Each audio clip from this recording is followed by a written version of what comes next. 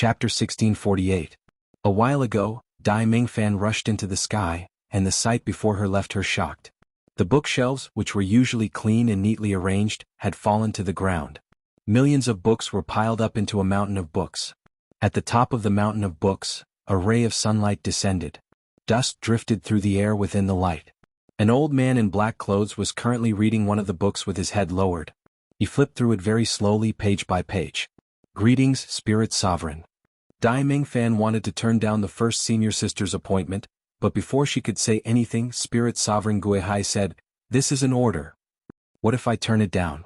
Dai Mingfan raised her head and glared at Spirit Sovereign Guihai. She did not want to be some nuisance of a first senior sister and fight demon folk to the death. "You want to betray the sect as well?" Spirit Sovereign Guihai raised an eyebrow. Under the gaze of the pair of eyes that were as deep and silent as the deep sea, Dai Mingfan's anger suddenly vanished, as if she had been swallowed by the icy cold seawater. She lowered her head and clasped her hands. "I dare not." She understood very well that if she disobeyed on the spot, she probably would not be able to make it out alive. In the eyes of the small fries of the Green Sun Monastery, she was an unreachable, important figure, but in the myriad sect, true disciples were merely expendable replacements. Compared to the entire cultivation community, they were even more worthless.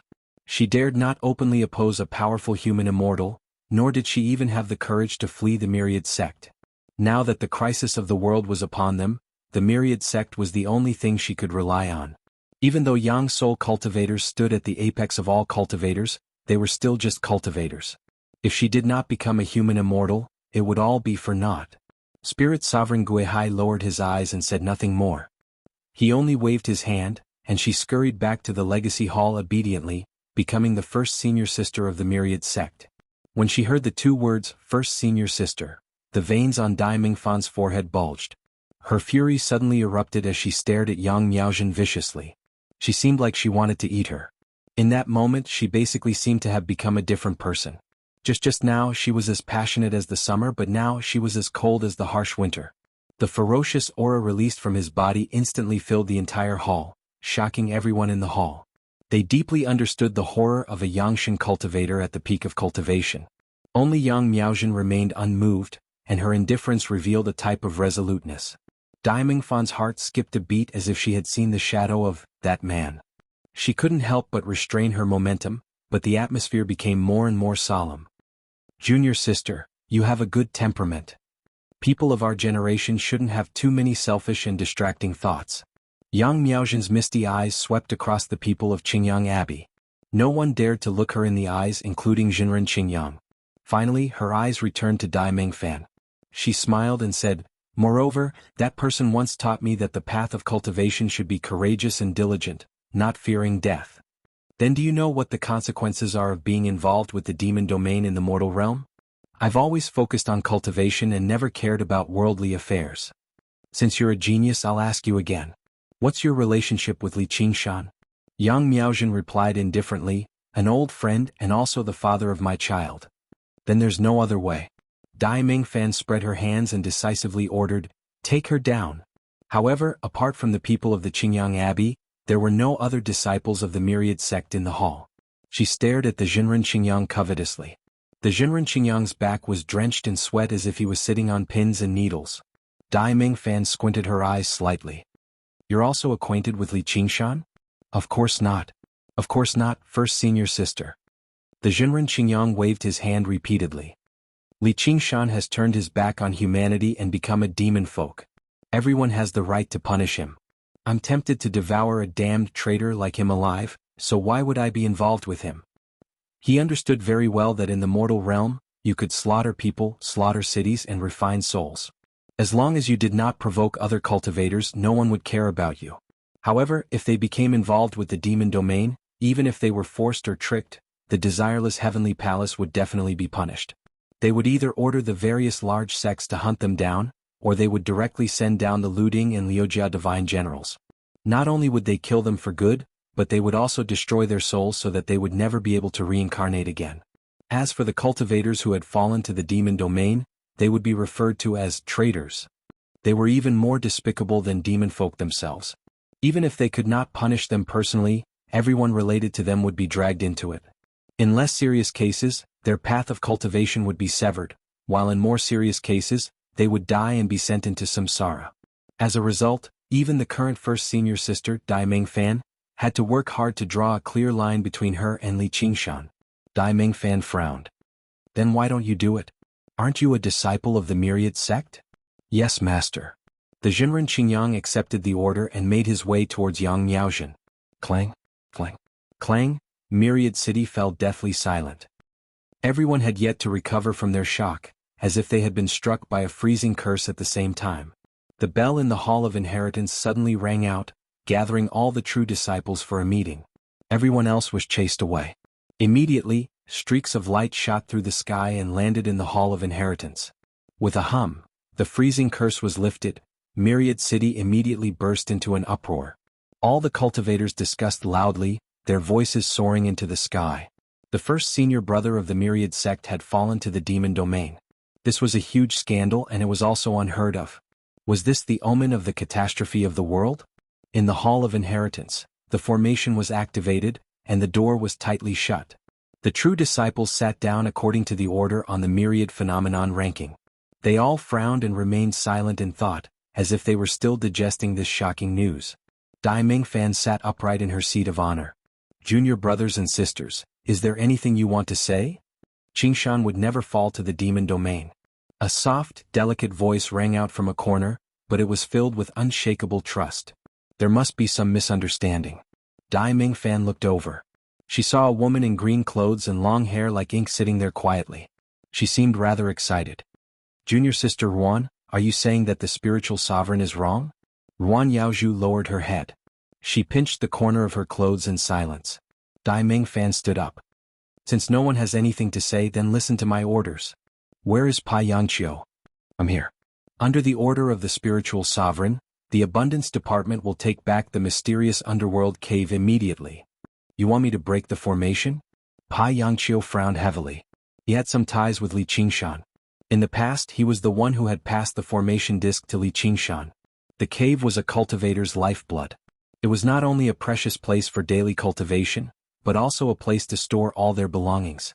It was necessary to set up a protective formation so they couldn't lose it. How could it be taken back so easily? They had to attack the cave and break the formation. In the mortal world, this kind of action was equivalent to confiscating property.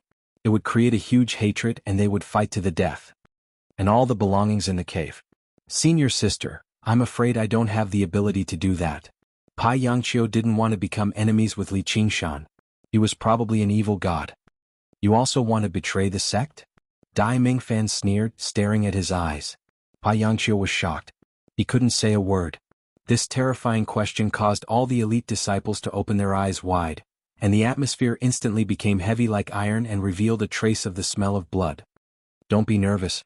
This is what the spiritual sovereign said to me just now. Dai Mingfan smiled self-mockingly. You guys should all think about it. Do you want to follow the order or betray the sect? Pai Yangqiu took the order and left. Where is Leng Yuan? I'm here. Under the order of the spiritual sovereign, the penal department will investigate all the disciples who have a close relationship with Li Qingshan. I want them to draw a clear line between them and Li Qingshan. How do we draw a clear line? That's your business. Leng Yuan took the order and left.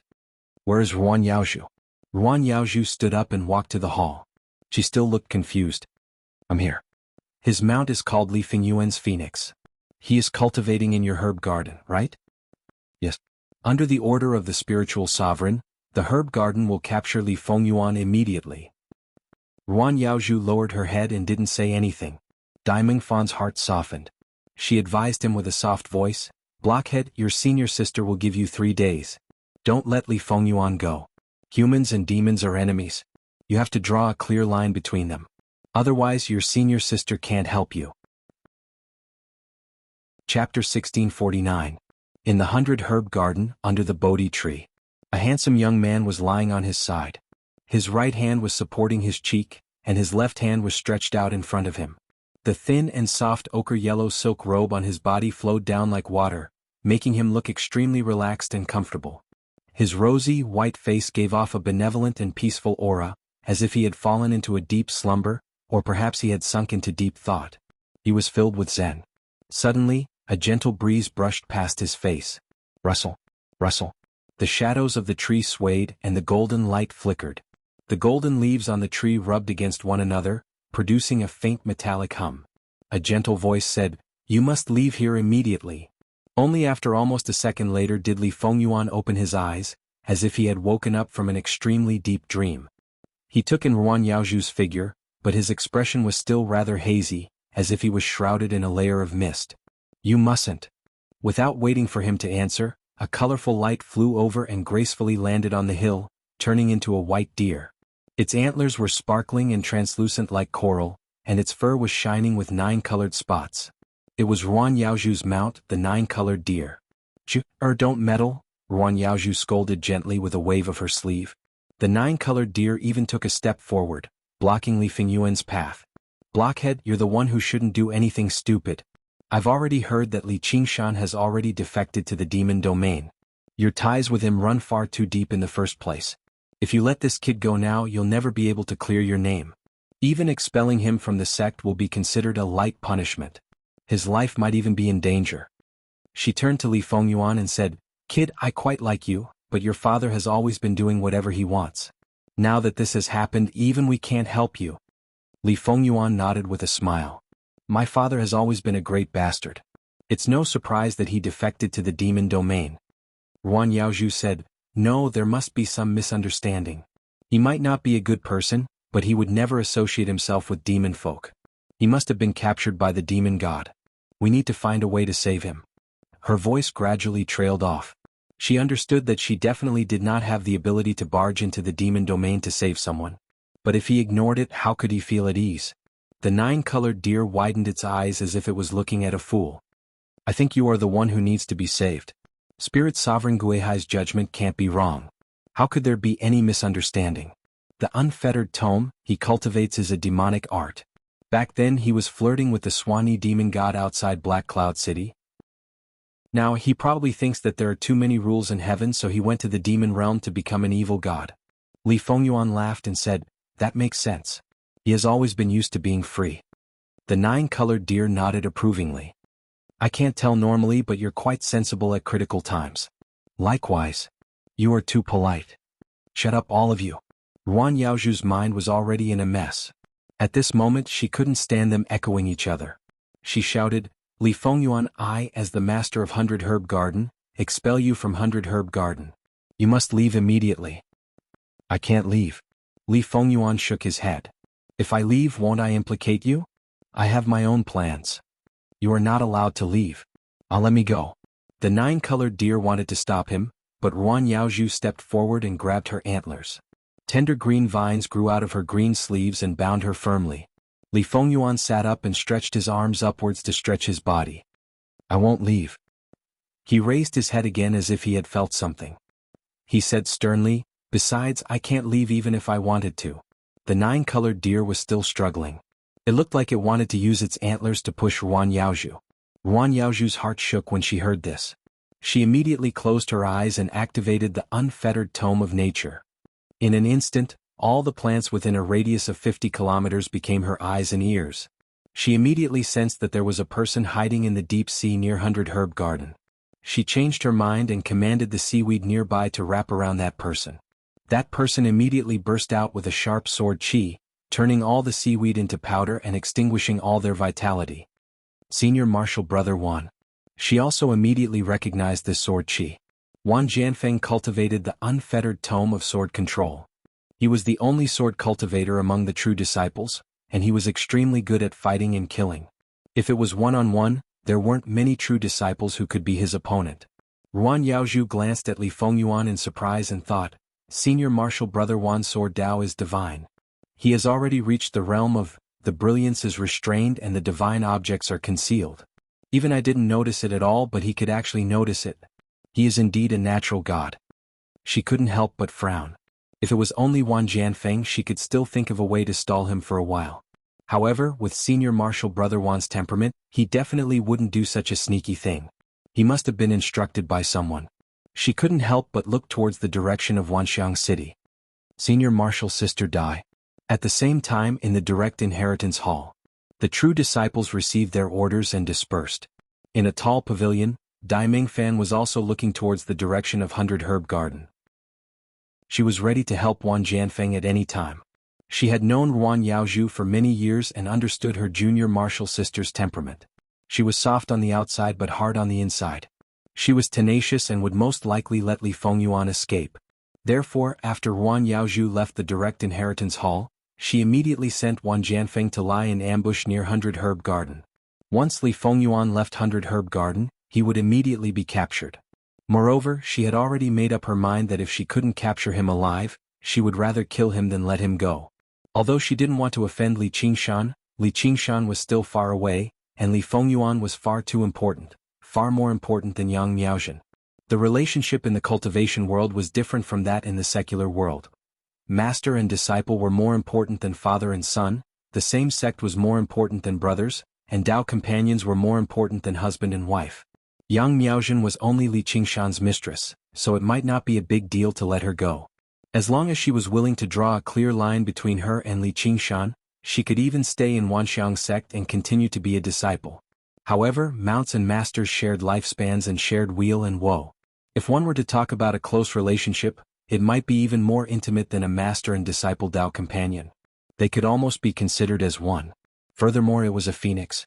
The infernal domain was not under the control of the netherworld. If a phoenix were to return to Li Qingshan's side, it would be equivalent to him having an endless lifespan. He might even cultivate to become a fiend celestial one day. Now that the Chaos Demon Star had appeared, the great calamity of heaven and earth was imminent, and the war with the infernal domain was about to break out. It was the most sensitive and tense time. Li Qingshan's betrayal had already put the Wanxiang sect in a very passive position. If such a thing happened again, the selfless heavenly palace would definitely not let the related people off. When that happened, it would not be a matter of one or two people. The entire Wanxiang sect and even Spirit Sovereign Guihai would be punished. At that moment, a wisp of sword chi that was as thin as a gossamer flew into the pavilion. Wan Jianfeng sent a message back. Eldest senior sister, junior sister Ruan has already sensed it. Do you want me to directly take down that phoenix? Continue guarding. I've given her 3 days. Yes. Although Wan Jianfeng was unwilling, he did not dare to disobey orders under the circumstances. He just released countless sword chi as if to vent his anger, cutting down all the seaweed within a 5-kilometer radius. He leaped onto a protruding reef, slanted his long sword and stood with his hands behind his back. The corners of Dai Mingfan's lips curled up into a smile.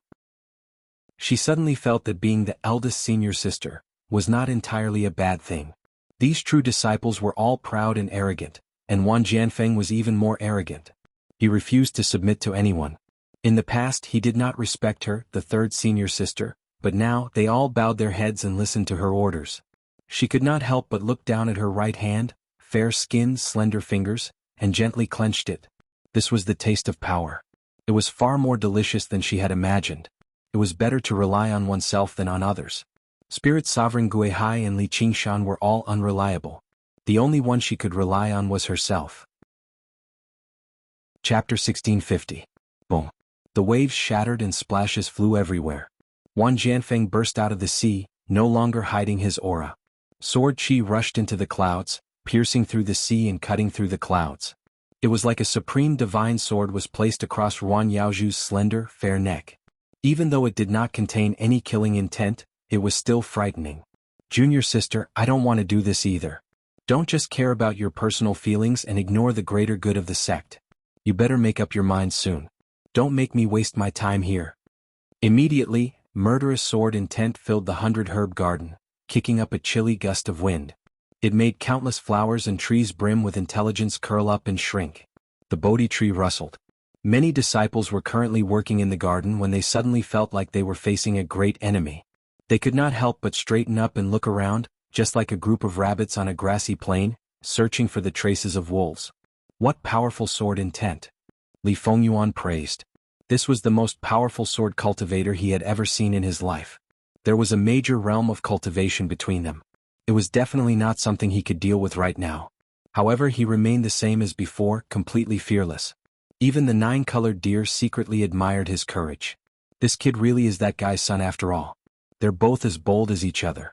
Wherever the sword pointed, the wind blew and the grass fell. Ruan Yaozhu's black hair drifted about.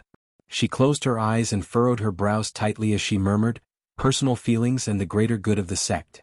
These words were like a bolt of lightning, as if someone had exposed her secret with a single sentence. It made her tremble inside. She could not lie to herself and others and say that there was no personal feelings at all in all of this. She was not afraid of Wang Jianfeng's sword, nor was she afraid of Dai Mingfan's identity, but she had to consider the sect's kindness of nurturing her, the friendship of her senior brothers and sisters, and the greater good of purging demons. If Li Qingshan really joined the demon domain, then wouldn't her current actions only boost the arrogance of demon folk? Not only would it humiliate the countless seniors who had sacrificed themselves on the battlefield of the demon domain, but who knew how many more people would die as well. She was different from Dai Mingfan. She was not so obsessed with life. However, she could ignore her personal interests, but she could not ignore the greater good. She was not afraid of death, but she was afraid of harming others. For a moment she fell into a great struggle and couldn't help but let go of the nine-colored deer. The nine-colored deer gently poked her with its antlers to show its revenge. It proudly said to Li Fengyuan, "Boy, you can't leave now." "I never planned to leave." Li Fengyuan seriously looked at Ruan Yaozhu, waiting for her to make a decision, but he wasn't worried about his own safety. He also had a decision to make, about righteousness, about trust, about sacrifice, and about Li Qingshan. "You can leave now." The nine-colored deer glanced at Ruan Yaozhu. He knew that it was impossible for her to take the initiative to capture Li Fengyuan, so he could only ask her to leave. "All right." Li Fengyuan immediately stood up. Without the slightest hesitation, he transformed into a magnificent phoenix, let out a long cry and flapped his wings. However, he did not run away. Instead, he faced Wang Jianfeng determined to fight. At this moment, Ruan Yaozhu suddenly opened her eyes. She had already made up her mind. She raised her hand high into the air, and rings of green light shone from her hand, illuminating the sky like a piece of green jade. Countless profound inscriptions and crisscrossing webs could be vaguely seen within, blocking the sword chi in the air outside the garden. The phoenix bounced back mid-air as well. It could not help but look back at her. It was rather shocked inside. It understood that she had already activated the formation and completely sealed off the 100-herb garden. This was basically equivalent to severing ties with the myriad phenomenon sect, confirming her relationship with Li Qingshan. She would have to shoulder a huge responsibility. At the very least, she would be expelled from the sect. "Since I promised him that I would protect you, I definitely won't go back on my word." Ruan Yaozhu raised her head at the sky. "And I believe that he definitely won't degenerate into a demon folk." Li Fengyuan suddenly found it rather difficult to bear, as he understood the origins of the red demon star better than anyone. It was not just degenerating into a demon folk. It was basically a demon among demons, the source of disaster and chaos. Her hopes were destined to fail. "Let me go. You won't be able to protect me." The phoenix paced around in the sky and advised gently, "You don't have to worry for me. I'll be fine." The 100-herb garden was not a dwelling. The lord of the 100-herb garden was only the caretaker, not the owner. The core authority over the formation did not lie in Ruan Yaozhu's hands. Instead, it was directly controlled by the spirit sovereign of the sea. And so what if she possessed the core authority? Could a single formation stop the attacks of the myriad phenomenon sect? Unless she used all the vegetation in the garden as hostages, so that the myriad phenomenon sect would not dare to destroy the formation without good reason, she would completely destroy the 100-herb garden. However, she would rather die than do something like that, so the outcome would not change at all. Once the myriad phenomenon sect took action, he would still struggle to break free. He would just drag her down with him for nothing. However, Ruan Yaozhu said, "Whether I can protect him or not depends on him, but whether I can protect him or not depends on me. As long as I can protect him, I'll protect him. As long as I can protect him, I'll protect him." Although the bamboo was delicate, she would rather break than bend. At this moment, the 9-colored deer leaned over and rubbed its head against her gently. "Jiu-er, don't look at me like that. Do you think I don't understand your personality? I knew it would turn out like this. Sigh, the tribulation of love, tribulation of love." Ruan Yaozhu smiled slightly. "Perhaps. Forget it, forget it. If not for him, we would already be dead outside Black Cloud City. Just treat it as a life for a life. However, if you dare to let me go, I'll really be angry. We will never separate." Ruan Yaozhu gently stroked the 9-colored deer's head. Li Fengyuan sincerely praised, "Although Big Daddy is a big bastard, his taste in women is still very accurate." Ruan Yaozhu remained calm. She flipped her hand and pressed down lightly. Li Fengyuan immediately fell heavily to the ground, falling into a patch of iron thorns. He cried out in pain. Outside the 100-herb garden, Wan Jianfeng retracted his sword intent and transmitted his thoughts to Dai Mingfan. How is it? Sai, we are sisters. Give her 3 more days to consider. However, Dai Mingfan summoned another true disciple and ordered, Junior Marshal Brother Rin, go and find that Xin Yushu. Xin Yushu. Rin Chuyu frowned, full of disdain. Xin Yushu, like Ruan Yaozhu, cultivated the nature heavenly book. Before Li Qingshan came to the myriad phenomenon sect, he had always been the chief steward of the 100-herb garden. Later he had a conflict with Li Qingshan. In the duel, his body was destroyed and he was expelled from the 100-herb garden. After Li Qingshan became the senior martial brother, he was completely expelled from the myriad phenomenon sect. Dai Mingfan actually wanted to summon such a person back, but for what reason? Thinking of this, he suddenly realized something. He glanced in the direction of the 100-herb garden and frowned even deeper. Is it really necessary? I also don't want to destroy the relationship between fellow disciples. However, if Junior Marshal Sister Ruan insists on disobeying orders, how can the 100-herb garden be controlled by a traitor? Traitor? Rin Chuyu was furious and stared at Dai Mingfan. He had always treated Ruan Yaozhu as a younger sister. Moreover, it was obviously Dai Mingfan who was closer to Ruan Yaozhu. How could she fall out with him so ruthlessly? Or do you have a better name? Dai Mingfan also realized that she had spoken indiscreetly, but her face showed displeasure. Or do you also want to disobey orders? This disciple doesn't dare. Chapter 1651. Dai Mingfan shivered inside. By now the sky had darkened. A red sun had already sunk into the ocean, but it still filled the western sky with red. She suddenly felt that the evening sea breeze was slightly colder. She could not help but recall the cold wind outside Black Cloud City, the terrifying demon god, as well as his back facing the demon god, as well as the roaring cries of hundreds of thousands of soldiers. Li Qingshan. Strangely enough, she had clearly experienced so many soul-stirring events that day, yet they were all blurry. Only this scene was deeply imprinted in her mind. Or rather, it was exactly because this scene was too profound that everything else seemed blurry. Facing Li Qingshan? Stop joking. Dai Mingfan shook her head. The reason why she was bold enough to carry out Spirit Sovereign Guihai's orders was because she had calculated that it was impossible for Li Qingshan to return to the human realm. Otherwise, the desireless heavenly palace would definitely send the Luding and Liujia divine generals to kill him immediately. They might even send a true immortal. Even if Li Qingshan infiltrated Myriad Phenomenon City, the city still had Spirit Sovereign Guihai watching over it. Coupled with the protective formations of the sect, even evil gods would struggle to escape death. Her only chance of meeting him was probably on the battlefield of the demon domain. According to what she knew, the demon folk were retreating on all fronts, giving up large swathes of territory. Countless monks of the Pure Land sect emerged from seclusion to purify the demonic land and reclaim their lost land. With this retreat and advance, a great battle definitely would not erupt in the near future.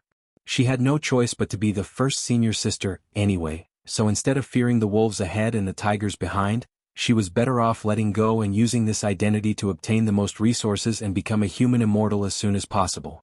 That way she would have the power to protect herself when the crisis of the world arrived. Even if she ran into Li Qingshan again, she could protect herself at the very least or even put up a fight. No, forget it. I'd better stay away from him. The image of Li Qingshan facing the demon god appeared in Dai Mingfan's mind again, and she immediately dismissed the idea of fighting him. Human immortals possessed a noble status. Evil gods could not compare to them. How could porcelain go up against a jar? In short, no matter how vicious and evil Li Qingshan was, he was like a caged tiger. He could not even touch a hair on her. Thinking of this, she gradually relaxed. She revealed a proud smile and said disdainfully, "Humph, you like being a demon folk." In the 100-herb garden, when Li Fengyuan returned to the Bodhi tree, Ruan Yaozhu had already left. The red clouds burned away and the sky darkened. There was no sound in the garden. The wind rustled the grass and trees. Before she returned to her cave abode, she expelled all the disciples in the garden so that they would not be implicated by her. He could see that those disciples respected and loved her very much. Many of them knelt down and begged her not to do this. Almost all of them were crying as if they were going to part forever. The others stared at him fiercely, filled with hostility. She was also in tears. However, be it stubbornness or stupidity, she was never a person who would easily change her mind.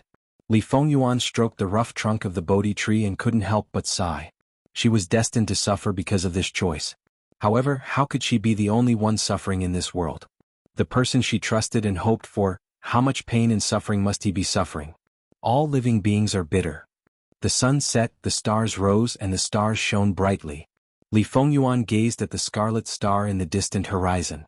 First, Father, since you've already made your choice, choosing to bear the pain of all living beings, then allow me to lend you a hand. As a result, he shook his kasaya and sat down in a lotus position under the Bodhi tree again. He brought his palms together in a dignified manner. He slowly closed his eyes and saw layers of clouds swirling before him again, flapping his wings furiously. Immediately, the clouds parted to reveal the sun. At the end of the billowing sea of clouds was a series of snowy mountains. The highest peak was shaped like a lotus flower. Where the lotus flower blooms. Li Fengyuan murmured to himself. This was not the first time he had seen something like this, but he would be shocked every time he saw it. The red sun rose from the east, illuminating the sea of clouds and hovering above the lotus flower. It dyed the snowy mountains golden red, like a golden lotus. The lotus flower became more and more beautiful. As the light changed, it seemed to bloom at all times, shining with brilliant light and auspicious colors. It was extremely resplendent and holy. This scene was not unfamiliar to Li Qingshan. This was this spirited mountain that he had pushed down with his own hands. However, at this moment for some reason it was still standing. Li Fengyuan flapped his wings and flew into the sky, leaving a long ravine in the sea of clouds. He came to the top of the spirited mountain. There was a magnificent temple at the peak. It was the famous Tempest Temple on the spirited mountain. Its original name was Nalanda Temple, which meant giving without complaint. Li Fengyuan had always preferred its original name, giving Dharma, delivering all living beings from suffering, never tired of it. Looking down from the clouds, people came and went in the temple. Many monks walked among them. Some were meditating, some were talking about scriptures, and some were practicing magic. Whether it was moving or not, it was a scene of prosperity. There was no sign of depression at all. Li Fengyuan descended from the sky and walked slowly. Occasionally he would stop to listen to a passage of scripture or seriously admire a wall painting. A peaceful smile gradually appeared on his face. However, from close up, the appearance of these monks was different from ordinary monks. They were basically barefooted like ascetics and their clothes were very old. Many even had long hair and beards. Moreover, none of the monks noticed Li Fengyuan's existence. Even if they looked at him, their gazes would pass through him. Thump, thump, thump. Suddenly, heavy footsteps sounded behind him. A black shadow shrouded him. However, Li Fengyuan did not dodge. A bare-chested Vajra wrapped in a dress passed through him, carrying a huge log that required dozens of people to wrap their arms around. It strode towards the Mahavira hall that was under construction not far away. It was like an illusion or a dream. This was the distant past, the origin of Nalanda Temple. Li Fengyuan had been immersed in it all these years, studying the original scriptures, practicing ancient magic, comprehending the laws of meditation. He had received endless revelations. Most importantly, he had seen Nalanda Temple being built on the ice and snow wasteland with his own eyes. Every brick, every tile, every blade of grass, every tree, every hall, bell tower, pagoda. Everything that had been destroyed by Li Qingshan in the end. Li Fengyuan knew clearly that Spirited Mountain had been pushed down and Nalanda Temple had been destroyed. It would never be rebuilt. Therefore, looking at everything here, he often felt sorrow. It was as if he was looking at a baby, how it was born, how it was crying, how it was curiously looking at the world, how it was running, how it was playing, how it was learning. But he was already dead long before he was destroyed. Reincarnation of all tribulations, success, residence, destruction, and emptiness. The dust and sand of the universe were no exception. So even the immortal phoenix will grow old one day. Chapter 1652. Inside the 100-herb garden, under the Bodhi tree. Li Fengyuan, who was meditating with his eyes closed, suddenly burst into tears. His handsome face revealed a trace of sorrow. The 9-colored deer saw this and felt a trace of pity in his heart. This kid is still young after all. Although he is brave, he is not as unyielding as his old man. However, according to the age of a human, he was probably still a child.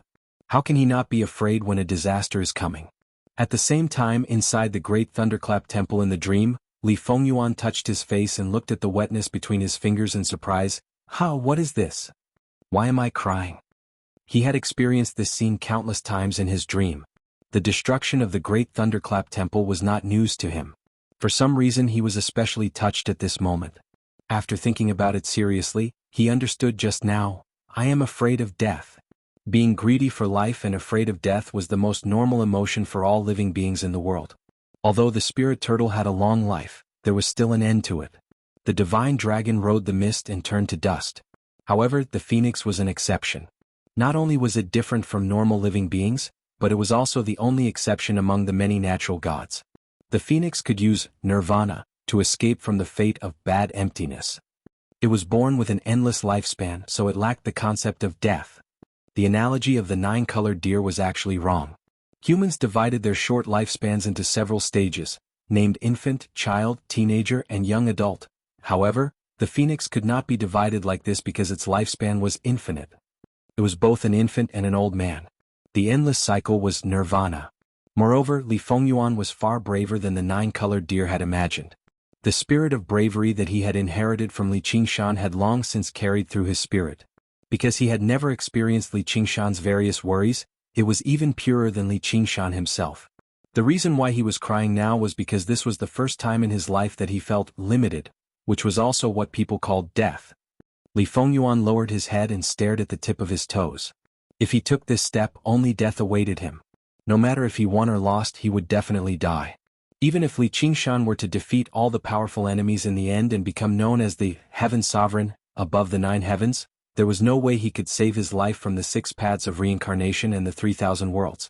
In this great tribulation of heaven and earth, Li Qingshan's victory and defeat had yet to be determined. His life and death had already been determined. Even ants lived in vain, so what about the divine bird phoenix? Li Fengyuan did not know how the other phoenixes would choose, but he was the son of Li Qingshan. Thus he smiled and wiped away his tears. He walked forward calmly as if he was looking at death as if he was returning home. With this step, everything in front of him, be it the palaces, pagodas, pavilions, or the monks in the temple, was reduced to ashes. Green, yellow, red, white, and black swirled around him. This long dream had finally come to an end. With this step, he would become the real king of cooking meat. Even though it was just a joke by Li Qingshan, he had never treated it as a joke. Instead, it was a goal that he had worked hard to achieve. Suddenly, he had a realization and a determination in his heart. This was the first time in his life, and it would also be the last time, that he would shed tears for himself. When the ashes dispersed, the Nalanda temple had already disappeared. There was only a garden in front of him. It was filled with flourishing and lush Bodhi trees with golden leaves. The ground beneath his feet was paved with golden bricks. The sun shone brightly above his head, reflecting and glistening. If Li Qingshan was here, he would definitely find it very familiar. This was the garden that he saw when he first entered the pure land of ultimate bliss. Every blade of grass and every tree was exactly the same. However, compared to everything that he had experienced later on, this garden was really too ordinary and did not leave any impression on him. However, Li Fengyuan had already predicted this and was well versed in Buddhism. He immediately revealed the name of this garden, Only Trees for the Lonely Garden. In the distant era when Mahayana Buddhism was not clear and the great Thunderclap Temple had yet to be established, this was the main place where Buddha passed down his teachings. It was built by Elder Dugu and Crown Prince Jitoa, hence the name. If the great Thunderclap Temple was the place where Buddhism flourished, then this was the place where everything started. Li Fengyuan said in a clear voice, "Revered one, I am here. Do you know that you will be burned by the karmic fire and be doomed eternally?" An old and weathered voice sounded and echoed in the lonely garden. "I already know, I have no regrets." Li Fengyuan had come this time for this fire. "Why have you come?" Li Fengyuan answered, "To bear the sins of Li Qingshan." The karmic fire and thunder calamity were both great Taoists that operated between heaven and earth. Even deities could not escape from them. The path that Li Qingshan took would create endless sins and he would be burned by the karmic fire. If there was no one to bear the burden for him, he would definitely not be able to win. What sins did Li Qingshan commit? The voice asked. Li Fengyuan was speechless. He had never felt that Li Qingshan had committed any sins. "Go. If you only have the affection of a father and son in your heart, then you are not my disciple." Li Fengyuan seemed to have heard the voice of thunder and suddenly understood, "I will bear the sins of all living beings and suffer the pain of all living beings. What is kindness, what is sorrow, who are you to all living beings?" Li Fengyuan was unable to answer. The difference between the divine bird phoenix and all living beings was like the difference between the clouds and the mud. Just a moment ago he did not even know what death was. What do all living beings have to do with me? If you see yourself as a god and see all living beings as ants, if you see yourself as a master and see all living beings as slaves, even if you have the virtue of caring for all living beings and a benevolent heart, you are not one of us. All living beings are equal. Li Fengyuan suddenly said, "Is this the reason why you chose Big Daddy? You gave him the great Daos of the Western Paradise and made him the lord of the demon domain." It was Li Qingshan who chose to be Li Qingshan. It was Li Qingshan who chose to be the lord of the demon domain. Li Fengyuan laughed. Yes, who can make a choice for Li Qingshan? Even if it is you, the lord of the world. If you are really as benevolent and omnipotent as people say, how can this boundless world be a sea of bitterness? He said resolutely, if you are benevolent, then you are useless. If you are capable, then you are not benevolent. Although he converted to Buddhism, he still talked and laughed calmly in front of this Lord of Buddhism, the supreme existence among the deities and Buddhas, without any special respect. The voice was silent for a moment and sighed, "Supernatural power is no match for karma." It seemed to have aged even more. Li Fengyuan asked in reply, "What is karma?" He came for the fire of karma, but he did not really understand what karma was.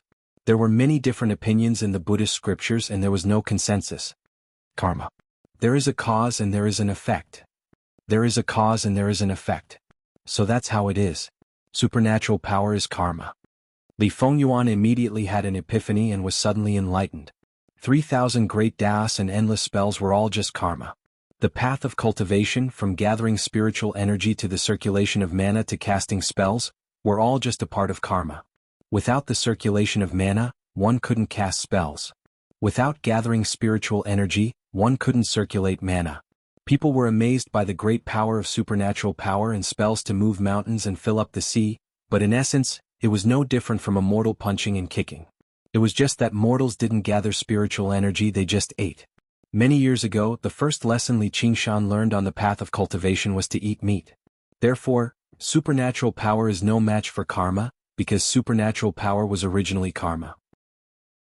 Therefore, even if one was called the Lord of the world, he couldn't bear all karma, so he couldn't be omnipotent. Li Fengyuan already understood the answer to all the questions in this world. I'm not here for Li Qingshan, not for all living beings, I'm here to bear my karma. If there wasn't Li Qingshan, there wouldn't be Li Fengyuan, so Li Qingshan is my cause, so I have to bear his effect. Although phoenixes can transcend life and death, they can't transcend karma. In this situation, phoenixes are no different from mortals, and mortals are no different from ants. All living beings are equal, so I am all living beings. Li Fengyuan felt enlightened, and there were no more doubts in his heart. Even his fear of death disappeared, and he felt that karma had its own reason. The cycle of life and death was originally one thing. Therefore, although the phoenix race had an endless lifespan, there was no phoenix that had survived since the ancient times. Although they were immortal, they couldn't die. The number of phoenixes became fewer and fewer, probably because they had borne their own karma. The voice smiled and said, "That's right, come closer." Li Fengyuan felt relieved, knowing that he had passed the test and could continue to seek death, so he walked into the depths of the garden. However, after experiencing the enlightenment just now, his brain was spinning rapidly, his heart was beating fast and he couldn't calm down. He vaguely felt that things weren't so simple. Other than Li Qingshan, there seemed to be a deeper karma with him. But it seemed to be separated by a door and he couldn't break it in a short time. When he went deep into the forest, he finally saw the true face of Buddha, but it was not like the golden statue in the temple with a face like the full moon. Instead, his face was haggard, and his nose was like an eagle's hook. He looked like an ordinary old monk and there was nothing special about him, just like this lonely garden. Moreover, the drooping corners of his mouth and the high hooked nose made his face look very unfriendly. If mortals bumped into him on the road, they might not be willing to give him a bowl of vegetarian rice. But Li Fengyuan felt a strange sense of intimacy, as if they were connected by blood. With a flash of inspiration in his mind, the door suddenly opened, and he instantly understood all the karma. Chapter 1653. The black clouds rolled like ink, the wind howled on the sea and the waves reached the sky. This stormy sea never had a moment of peace, bringing the chill of the north to the human realm. Amidst the raging waves, a tall mountain broke through the surface of the sea, standing on the sea like a giant holding up the clouds with one hand. The mountain was surrounded by steep cliffs and jagged rocks. The wind howled as it blew, as if thousands of fierce beasts were coming back to life. It was originally a dormant volcano, but after generations of owners raised it, it was now unbelievably majestic. Its shape was not like a normal mountain island, and its name had changed countless times. The Xinming Cave, this was its current name. The previous owner was Lin Xian and the current owner was Li Qingshan. They were both senior apprentice brothers of the Myriad sect, or more accurately they were once. At this moment, a ray of light flew over. The ray of light was blue, dazzling, and did not hide its tracks at all. As it neared the mountain, it immediately fell from the sky and hovered low above the sea. It was Pai Yangqiu, the head of the abundance department of the Myriad sect. He was ordered by senior apprentice sister Dai Mengfan to take back the Xinming Cave. Pai Yangqiu raised his head to look at the mountain, his face dark. Since Li Qingshan has fallen into the realm of demons, he shouldn't dare to return to the human realm. This cave has most likely been abandoned. This mission should be more daunting than dangerous. However, as he stared at the Black Mountain, he couldn't help but think of Li Qingshan's figure. Outside Black Cloud City, he led an army and fought against the demon god. Anyone who had experienced that battle would never be able to forget those scenes. At that time, Li Qingshan was the same as him, just a young spirit cultivator. Now he had crossed the boundary between immortal and mortal, and became a human immortal, no, an evil god. How terrifying would he be? Damn Dai Mengfan. Pai Yangqiu cursed in his heart. Although this was his guess, Li Qingshan's actions had always been unexpected. If he really stayed in the cave, then breaking the formation would be equivalent to suicide. However, if he did nothing, he wouldn't end well when he returned to the Myriad sect. Stuck between a rock and a hard place, Pai Yangqiu faced Gao Shan and bowed to the ground, loudly saying, "Eldest senior brother, Pai Yangqiu is here to greet you." His etiquette was respectful and thorough, like a subject greeting the king. Before coming here, Pai Yangqiu already had a plan. If Li Qingshan was really inside, he would pretend that nothing had happened and reminisce about old times. Then he would immediately escape back to Wanxiang City and announce that he had failed the mission. Anyway, no one could ask him to defeat an evil god. However, if Li Qingshan's devilish nature was so deep that he didn't care about their past relationship and wasn't willing to let him off easily, then he could only fall into the devilish domain with him. However, that was basically the worst possible outcome. Unless he had no other choice, he would never mix with demon folk. It was not because of some bullshit like good and evil are irreconcilable, good and evil are right and wrong, but because he never believed demon folk could overturn the heavens. Who would be willing to join an organization that was destined to fail? Unless there was something wrong with his brain. Yes, there was something wrong with Li Qingshan's mind. Although he was strong, there was something wrong with his brain. Pai Yangqiu was sure in his heart. His voice was imbued with power, ringing through the surroundings. For a moment, it actually drowned out the whistling wind. His head hung deeply behind his wide sleeves, but his ears perked up silently. He counted his breaths and listened attentively. However, even when his voice faded away and he had counted 10 breaths, there was only the whistling of the wind in the surroundings. The Xinming dwelling remained deathly silent. Pai Yangqiu rejoiced inside. That kid really is no longer in the human realm. However, he still dared not be careless. He bowed again and said loudly, "First senior brother, I'm here." This bow was no longer as deep as just now. He only bowed slightly. It was not like Li Qingshan was a person who cared that much about etiquette anyway. Even if he really was in there, he probably would not blame him. The Xinming dwelling remained silent like before. Pai Yangqiu heaved a sigh of relief. He was almost completely at ease. He could not help but laugh at himself for being too cautious. However, he straightened his body and shouted, "Li Qingshan, I'm here." This was considered as the last test. Finally confirming that Li Qingshan was not in there, Pai Yangqiu let out a long sigh of relief. He immediately took out a scroll from his sleeve and threw it into the air. The bamboo pieces turned into 24 green lights and scattered in the sky. They turned into 24 light screens that surrounded the Xinming dwelling. They shone with each other and became one. It was as if he had set up another layer of formation outside of the mountain guarding formation. He wanted to use the formation to break the formation. It was not without reason that Dai Mengfan arranged for him to break the formation. Pai Yangqiu, as the head of the Heavens Mansion Department, was most proficient in formations. This scroll was his personal item. It was called the Cave Bamboo Book, and was specially used to break formations. He had relied on this item to break through countless formations and plunder countless caves to reach his current cultivation level. Pai Yangqiu could not be more familiar with the Xinming dwelling's mountain guarding formation. Back then, when Li Qingshan came to break the formation, it was with his help that he was able to succeed. Now that there was no one in the dwelling to control the formation's power was greatly reduced. Furthermore, it was restricted by the cave bamboo book, so its circulation was extremely slow. It had almost completely lost its defensive power.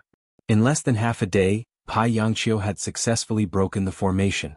Just now, when he was breaking the formation, he was extremely nervous. He was worried that Li Qingshan would rush out to settle the score with him at any time. Now that he had completely relaxed, he revealed a carefree smile. Taking back the mountain guarding formation meant that he had taken back the dwelling. His mission was complete. Just as Pai Yangqiu was about to return to Wanxiang City to report to Dai Mingfan, he suddenly had an idea. Since there's no one in the cave dwelling, why don't I take a look inside and do my old job of stealing? The dwelling was the foundation of a cultivator. It usually stored all of one's wealth. Li Qingshan himself had a mysterious background. He had inherited all of eldest martial brother Lin Shen's wealth. After the battle at Black Cloud City, he had obtained a huge amount of resources. Pai Yangqiu had done this many times, so he was used to it. However, when he raised his head and looked at the Black Mountain, he felt a chill in his heart. The black giant seemed to be staring at him. However, the greed in his heart burned like a fire. Riches are found in danger. Now that the calamity of the world is imminent, it is time to gather resources and seek to break through the barrier of immortals. Although Li Qingshan is scary, how can I, Pai Yangqiu, be scared by a shadow? He immediately made up his mind. He flew to the peak of the mountain and entered the Xianming cave from the crater. However, if one looked from above, the pitch-black crater looked like a huge abyss that had swallowed a small worm. Once Pai Yangqiu entered the crater, the sound of wind and waves from all directions immediately quieted down. Only the night rain followed him as he fell into the abyss. He couldn't help but slow down and slowly descend. However, in the boundless silence, some voices gradually became prominent. It was as if there were people whispering in his ears. There were men, women, young and old. When mixed together, it was as soft as a mosquito's buzz, full of pain and resentment. He suddenly came to a realization. When he listened carefully, all the voices disappeared and returned to silence. It was as if he was hallucinating. However, when he was slightly distracted, those voices appeared again in the darkness.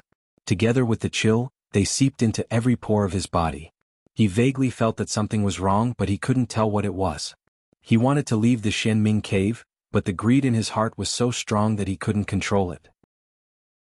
He could only continue to fall into the abyss, as if he was immersed in a nightmare that he couldn't wake up from. Everything was out of control. In a trance, Pai Yangqiu didn't know how long he fell. Suddenly, he clearly heard two voices coming from the bottom of the abyss. "Classmate Xiaoming, your strength recovers quite quickly." A low and light voice broke the silence in the darkness, and all the whispers faded away. "Don't call me Xiaoming. Call me Luo? Ming, what's a classmate anyway?" A voice was slightly hoarse and filled with arrogance. "You don't know. This is the rule where I come from. After Xiaoming, you must add classmate." "Then don't call me Xiaoming, okay? I'm the boss. What I say goes. You're just an Azura battle god, the bird-shooting heavenly king. How can you control me?" Xiaoming was silent for a moment. "I didn't expect you to reach this stage." I didn't expect it either." Pai Yangqiu's eyes widened. The darkness around him faded, and he could vaguely see two men drinking wine on a huge rock at the bottom of the abyss. He was extremely familiar with one of the figures. He recognized it, Li Qingshan. Xiaoming played with the wine cup in his hand. He pondered for a long time and said, "Let me give you a piece of advice. Say it. If the Sky Emperor summons you to surrender, then surrender." Is this what the Azura would say? This is what a friend would say. You think I can't win? No one can, but I believe you can. At least you have a chance. Then why should I surrender? No matter if you win or lose, you'll be burned by the karmic fire. It's useless even if you win. It's useless to me, but it's useful to others. And being burned by the karmic fire isn't necessarily a bad thing. Xiaoming, let's fight. You're the boss. What you say goes. At this moment, Pai Yangqiu recognized Li Qingshan. He was so shocked that he woke up from his nightmare and regained control of his body. Seeing that the two of them didn't seem to notice his existence, he immediately rose up and wanted to leave the Xianming cave. Xiaoming suddenly raised his head. His eyes were darker than the deepest darkness of the abyss. Pai Yangqiu felt as if he had fallen into an ice cave.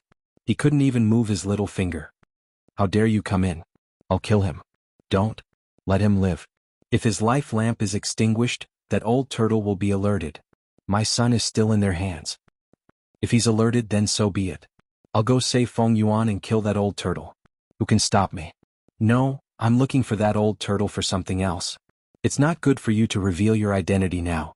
Go back to the Azura path and continue your campaign. When you've fully recovered, come back and help me. All right, I'm going. Xiaoming nodded. The water of the abyss surged violently.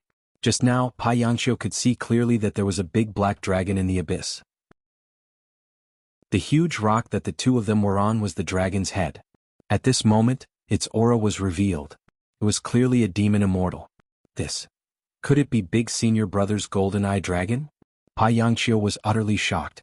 Of these three, one was the Azura battle god, one was a demon immortal of the dragon race, and the last one was the unfathomable Li Qingshan. Just what kind of place have I ended up in? Chapter 1654. The mysterious underworld cave. The waves created by the black dragon quickly calmed down, as if an invisible force had smoothed the surface of the water. All sounds quieted down, and there were no more ripples on the surface of the water. It was as smooth as a black mirror. The bottom of the abyss was connected to the sea, and was many times larger than the entrance of the cave. A ray of light shone down from above, but it could only illuminate a small part of the water, like a spotlight in the middle of a stage. Li Qingshan stood under the light, above the black water, and smiled at Pai Yangqiu. Pai Yangqiu clearly saw his own reflection in the black mirror, and his face twisted in fear. He instinctively wanted to run as far as possible, even if it meant betraying the sect. However, anyone with a bit of common sense would know that when facing a beast, running away would only arouse the beast's hunting instinct. He tried to calm himself down, and forced himself to look into Li Qingshan's eyes. He slowly landed on the black water and opened his mouth. This? Pai Yangqiu, who had always been quick and articulate, couldn't speak properly. He was extremely afraid. This kind of fear was completely out of his expectations. The scene of encountering Li Qingshan in his imagination was completely different from facing Li Qingshan in reality. It was as if a person who had only seen a tiger in a painting had suddenly encountered a real tiger in the forest one day. The trembling whiskers, yellowed fangs, orange-red eyes, and a bloody aura. Everything was too real. It assaulted one's senses, causing one to hold their breath and be unable to move. Pai Yangqiu dared to land on the water and stare at the fierce tiger. He had already used up all his courage. If he could have predicted this feeling, he wouldn't have come here even if he was beaten to death. Don't rush, speak slowly. Li Qingshan finally saw what it meant to be dumbstruck, and felt a little strange.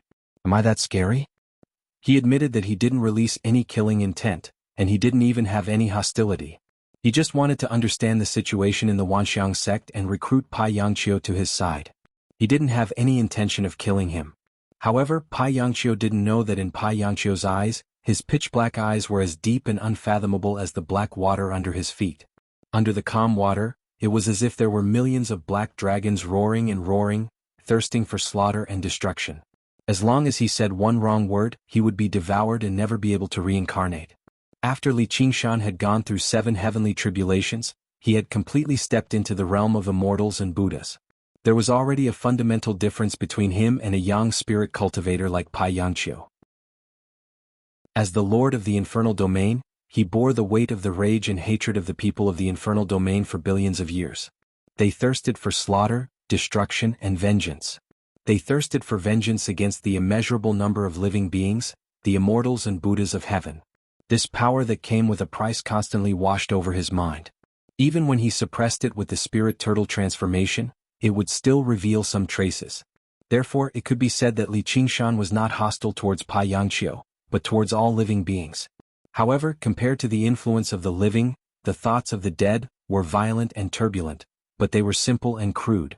They were instead easier to control, so they did not affect him from the very core. As a result, as time went by, even he became accustomed to it, completely unaware of it. One was dripping water, while the other was a surging flood. The former was insignificant, but its influence was subtle and irresistible. The latter was tremendous, but it only needed proper guidance and a suitable time to pour it out, and it would be pacified. As the saying went, divine might is like a prison. Under such pressure, how could Pai Yangqiu not be afraid? Moreover, he believed he had already deeply offended Li Qingshan by attacking the Shenming dwelling. It made sense for Li Qingshan to want to kill him. This was called having a guilty conscience. He was utterly flustered and afraid. However, to the current Li Qingshan, what was a dwelling? He had to give up everything in the mortal realm in the first place. Now that he had the entire demon domain as his dwelling, just the demonic soil he gave up every day was worth more than 10,000 Shenming dwellings. When he rose up in the future, he would conquer the 6 realms of Sasra and burn the flames of war to the 9 heavens. How could he just take back a dwelling? Before he knew it, a great gust of wind blew, and the Kuan Ping transformation soared into the sky. He carried the sky on his back, and now he was going to Tunan. Yen Ke, who had once been his companion, already struggled to understand his current thoughts. From the perspective of cultivators, the loss of a dwelling was a matter of life and death. It was worth fighting a great battle and deciding life and death. However, from the perspective of gods, it was nothing more than a struggle. The loss or gain was meaningless. Pai Yangqiu saw Li Qingshan approach him and thought he wanted to kill him. He no longer dared to look into his eyes. Suddenly, he leaned forward and bowed to the ground. "Spare me, first senior brother. It's all because Dai Mingfan forced me here." Dai Mingfan. Li Qingshan heard another familiar name. He had a good impression of this third senior sister. Or rather, as long as she was good-looking and did not oppose him, he had a good impression of her. He couldn't help but scold with a smile. "You're a thief, yet you still want to frame others. How can Dai Mingfan control you?" "I'm innocent." Pai Yangqiu let out a blood-curdling screech, and spilled out everything that had happened in the Wanxiang sect, especially Dai Mingfan's perverse actions. He didn't let go of even a single detail. He hated Dai Mingfan to death for making him carry out such a suicidal mission. In the beginning, Li Qingshan found it interesting. He knew Dai Mingfan cherished her life very much and hated war. The spirit sovereign of the seas had probably forcefully pushed this first senior sister onto her head. Her expression back then should have been very interesting. However, when Pai Yangqiu talked about what Ruan Yaozhu said in the inheritance hall, Qingshan would never fall into the demon domain. There must be some misunderstanding. He couldn't help but sigh. Yaozhu, oh Yaozhu. He had to betray her trust again. Then he heard that Dai Mingfan ordered Ruan Yaozhu to capture Li Fengyuan. His face sank and he smiled, showing his teeth. "Does this woman really think I can't do anything to her?" Pai Yangqiu saw that he had successfully diverted the hatred and was greatly relieved. She thought that after first senior brother entered the demon domain, it would be impossible for him to return. She didn't know that Li Qingshan's power was beyond her imagination. "First senior brother, I'll bring you to the 100 Herb Garden now." Li Qingshan turned his gaze to him. "You also thought that I wouldn't be able to return, right?" "This?" Pai Yangqiu was speechless. He raised his head slightly and secretly glanced at Li Qingshan. He rolled his eyes and regained his usual intelligence. He gradually recovered from the initial fear and thought to himself, "The selfless heavenly palace has set up an inescapable net in the human realm. Once the evil god enters the human realm, he will be discovered immediately." How did he escape the selfless heavenly palace's surveillance? He had been silently sensing Li Qingshan's aura and was increasingly sure of his thoughts. The person before me is not the deity Li Qingshan. The reality was as such. Li Qingshan's deity naturally couldn't leave the demon domain. Otherwise, the one who came looking for him would not be Divine General Lu Ding and Liu Jia, but Great Emperor Zhenwu himself. Now, there was indeed only one incarnation here. In fact, it was only one of many incarnations. The other incarnations were scattered all over the human realm to recruit soldiers and buy horses, preparing to bring all the evil cultivators into the demon domain. With a great battle at hand, he naturally wouldn't sit idly and wait for others to attack. He had to work hard to strengthen himself and weaken the enemy. In order to avoid being discovered by the selfless heavenly palace, the cultivation of these incarnations wasn't considered high. The one before him was considered relatively strong, but he only had the cultivation of 3 heavenly tribulations. He was stronger than all Yuanine cultivators and could match Yin spirit cultivators, but not Yang spirit cultivators. The gods were not omniscient and omnipotent. Although the sea was vast and boundless, there was also a limit. No matter how strong the power, once it was dispersed, it would only be a trickle. Pai Yangqiu was only frightened by Li Qingshan's shadow, and now he seemed to gradually realize this. Li Qingshan was about to ask him, "Are you willing to follow me?" Pai Yangqiu suddenly jumped up from his kneeling position and rushed into the sky, flying away without a care for anything else. Chapter 1655. A beam of blue light rushed out of the Shenming cave and flew at a right angle to the Wanxiang sect. The waves were huge and the wind was howling. Pai Yangqiu was extremely nervous. He looked back at the Shenming cave, which was like an abyss. Fortunately, the cave was silent. Li Qingshan didn't seem to have any intention of chasing him. He couldn't help but let out a sigh of relief. I won the bet. He had determined that it was only a clone, and the clone's cultivation was one heavenly tribulation weaker than the main body at the very least. In other words, the Li Qingshan in the dwelling was only a yang soul cultivator at most. However, the pressure that Li Qingshan gave him was far too great.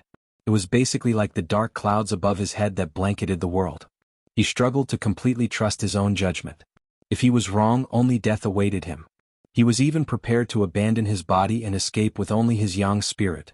Even if he had to rebuild his body, it was better than falling into the demon's domain and becoming the demon emperor. Now that he had escaped, the endless sea wind blew in his face. He suddenly felt that the sky was high and the sea was wide.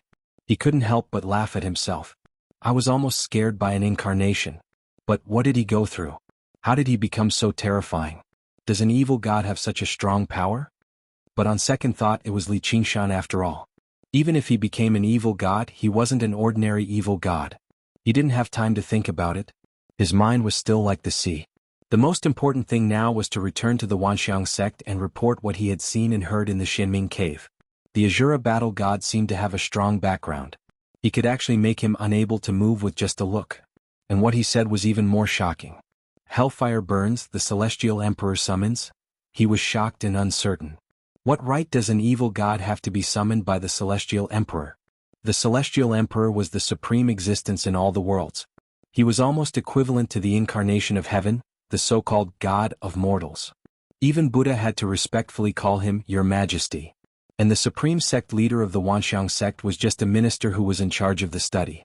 For a young spirit cultivator like Pai Yangqiu, his lifelong goal was to ascend to the ninth heaven and be qualified to call him Your Majesty. Yet, such an existence was mentioned by the two of them in an extremely natural manner. In fact, they even faintly seemed to want to contend against it. No matter how smart Pai Yangqiu was, he couldn't figure out what was going on. There seemed to be an answer in his heart, but it seemed to be separated by a layer of membrane, making him feel uneasy and in disbelief. Soon, the myriad elephant sect appeared on the surface of the sea. Pai Yangqiu increased his speed and rushed into the myriad elephant sect's protective array in one breath. Only then did he relax slightly. He was well versed in the art of arrays, and no one understood the power of the all-encompassing array better than he did. Compared to the Black Cloud Roaring Thunder array in Black Cloud City, it was many times more powerful. Furthermore, it was personally presided over by Spirit Lord Guihai, a Khanate god who had survived 6 heavenly tribulations. Even if Li Qingshan's true body dared to barge into the array, he would definitely die, let alone a mere incarnation. Furthermore, there were countless disciples in the sect. With the right timing, location, and people, even 10 evil gods could forget about cracking the array. With an incomparable sense of security, Pai Yangqiu flew into the sky and prepared to report to Spirit Lord Guihai. However, even true disciples did not dare to fly in the sky. All they could do was climb the floors one by one. However, the strange thing was that his mind was unable to completely calm down. Step by step, he reached the top of the tall building. The neatly arranged bookshelves stretched as far as the eye could see. The air was filled with the fragrance of books. Pai Yangqiu found Spirit Lord Guihai behind a particular bookshelf. His back was facing him as he buried his head in a book. Pai Yangqiu bowed his head and cupped his hands. Spirit Lord, Divine Abodes Department Head Pai Yangqiu, has something to report. Is it about Li Qingshan? Spirit Lord Guihai slowly turned his head. That's right. Pai Yangqiu answered, but he suddenly found the voice very familiar. He looked up and saw Li Qingshan's faint smile. He was so shocked that he took a few steps back and pointed at Li Qingshan. Li Qingshan, why are you here? Where else can I go? Li Qingshan slowly turned around. As he turned around, the scenery in the sky changed drastically. Darkness spread out from all directions, drowning the bookshelves like black water. A beam of light penetrated the roof and descended from above, illuminating the area. It was like a stage being illuminated by a spotlight. Li Qingshan was standing in the middle of the stage with Pai Yangqiu. Pai Yangqiu's consciousness blurred for a moment before he realized that he was still standing in the dark underworld cave abode. The mirror-like water surface instantly felt like he had fallen into an ice cavern. Li Qingshan shook his head slightly. Pai Yangqiu was weaker than he imagined. It was not strength but a will. Although the embodiment was only an embodiment, it was still the will of the Lord of the Fiend Domain. In terms of strength, the embodiment was far inferior to Pai Yangqiu. But in terms of will, Pai Yangqiu did not have any form of resistance. From the greed in the beginning, to the fear when he ran into Li Qingshan, and then to the ecstasy from escaping, how could he not be taken advantage of by his inner demons when he was so unsettled and overjoyed? Moreover, from the beginning to the end, he never had the slightest thought of fighting. He was either afraid or thinking of escaping. How could he resist Li Qingshan, who carried the will of all living beings in the Fiend Domain? If power was the country, then the will was the king, and the inner demon was the assassin who assassinated the king. When the plan was revealed, the dagger would be revealed. Pai Yangqiu was obviously the ruler of a dead country. He was easily subdued.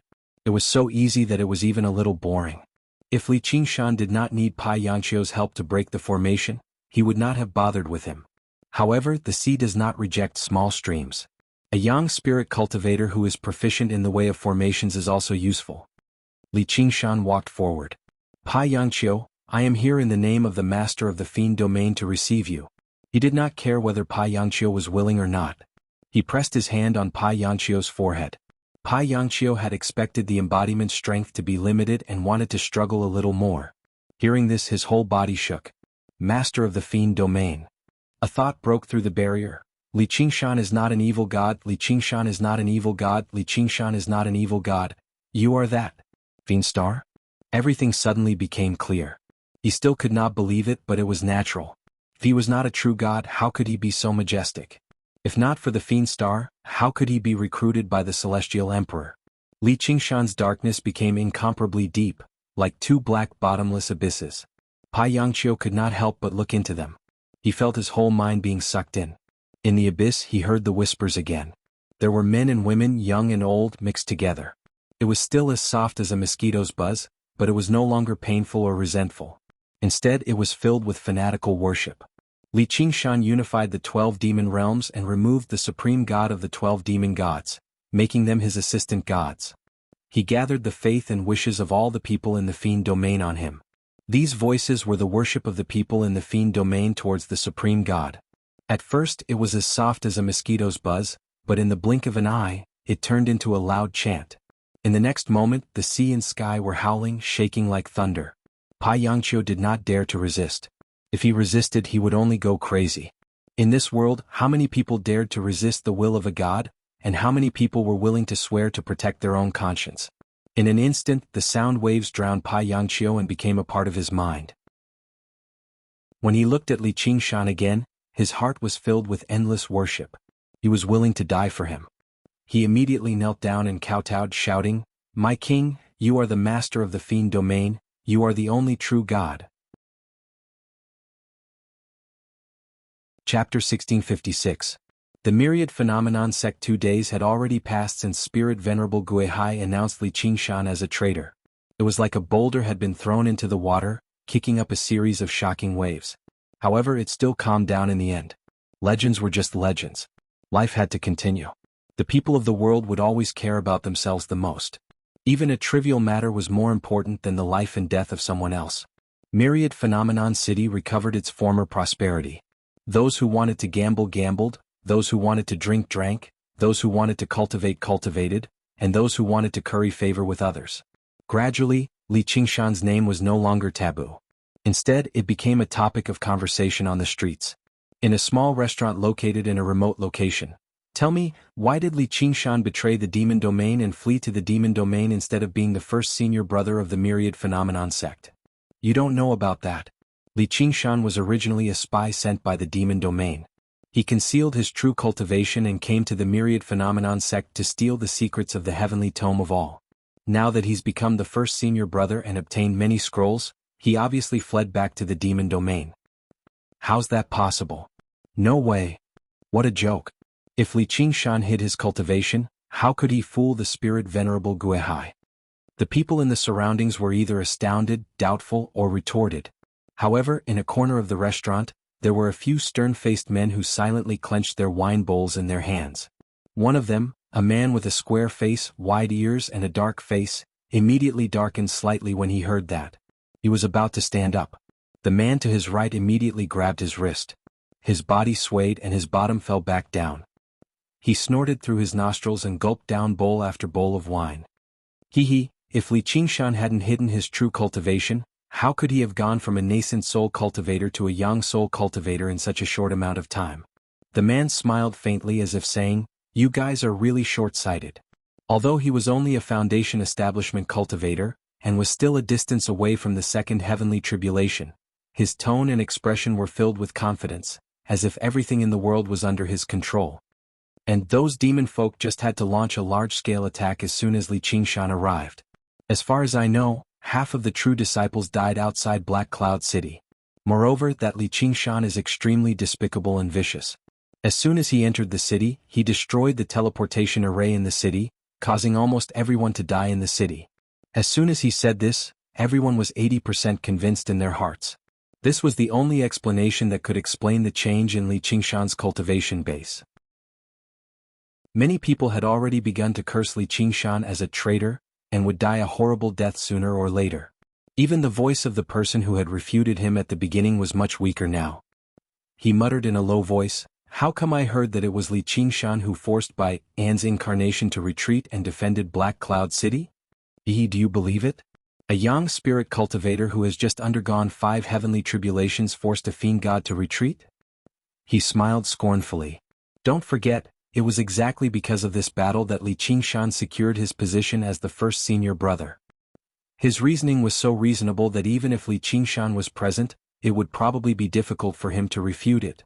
Everyone had already clearly outlined Li Qingshan's movements in their heads. They were completely convinced that Li Qingshan was a spy sent by the demon domain. A series of furious curses rang out in the restaurant.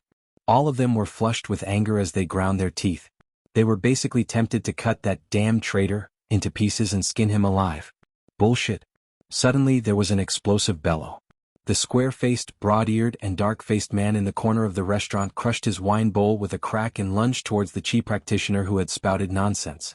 The people who sat with him stood up in a hurry, but they were already too late to stop him. Moreover, all of them were furious. They did not want to stop him either. Perhaps they were not particularly knowledgeable.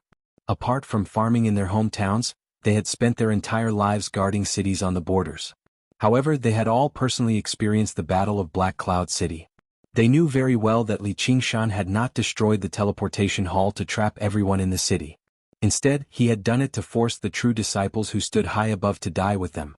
They had also personally witnessed how Li Qingshan had led the charge and fought bravely, killing wave after wave of demon folk. In the end, he had fought a decisive battle against the demon god's avatar, shattering his body and only stopping when he was dead. Not only had they seen and heard all of this, but they had also clearly felt it. That was because in that moment, they had fought alongside Li Qingshan. Li Qingshan had not defeated the demon folk army alone and defended Black Cloud City. Instead, he had relied on their strength. This was what Li Qingshan had told them personally after the battle, as they were unwilling to accept Li Qingshan's additional reward. Yesterday they had been summoned back from the army and heard countless people curse Li Qingshan, calling him a traitor, a spy, and a traitor. They had endured it all. After all, they were only disciples of the lowest level. They could not even be regarded as disciples. They were only attendants. They had no idea what had happened, much less become the leader of the myriad sect. However, when they heard someone distort the truth, they could not endure it anymore. That was because that battle was their greatest pride. The Foundation establishment cultivator who had been speaking proudly felt proud of his cleverness when a violent killing intent assaulted him from behind. His body stiffened and his hair stood on end. Before he could respond, a great force pressed against his head, pushing down violently. With a bang, his head smashed into the table. The cups and plates flew everywhere, and with a thud, he struck the floor heavily, sinking into a large part of it. The dark-skinned man refused to let go. His fingers seemed like he wanted to crush his head forcefully. His eyes shone with red light, and his face was vicious, scaring everyone in the surroundings into retreating in fear. During the Battle of Black Cloud City, he had died 3 times and been reborn 3 times. His battle spirit had never been extinguished. He had already obtained the blood of Azura, and he had received 3 rewards from the Desireless Heavenly Palace, the Myriad Sect and Li Qingshan. He had already undergone the first heavenly tribulation and reached foundation establishment. As for the person he was pressing down on, although he was also a foundation establishment cultivator, other than the competition between fellow disciples, he had never experienced a real fight. Under the pressure of the strong murderous aura, the little bit of ability he had in a fight of magical powers was completely thrown away in Java, and he could only struggle instinctively. "What are you doing? What are you doing?" His voice became shrill and twisted from fear, like a pig waiting to be slaughtered. He no longer possessed the bearing he had just now. "Fuck you."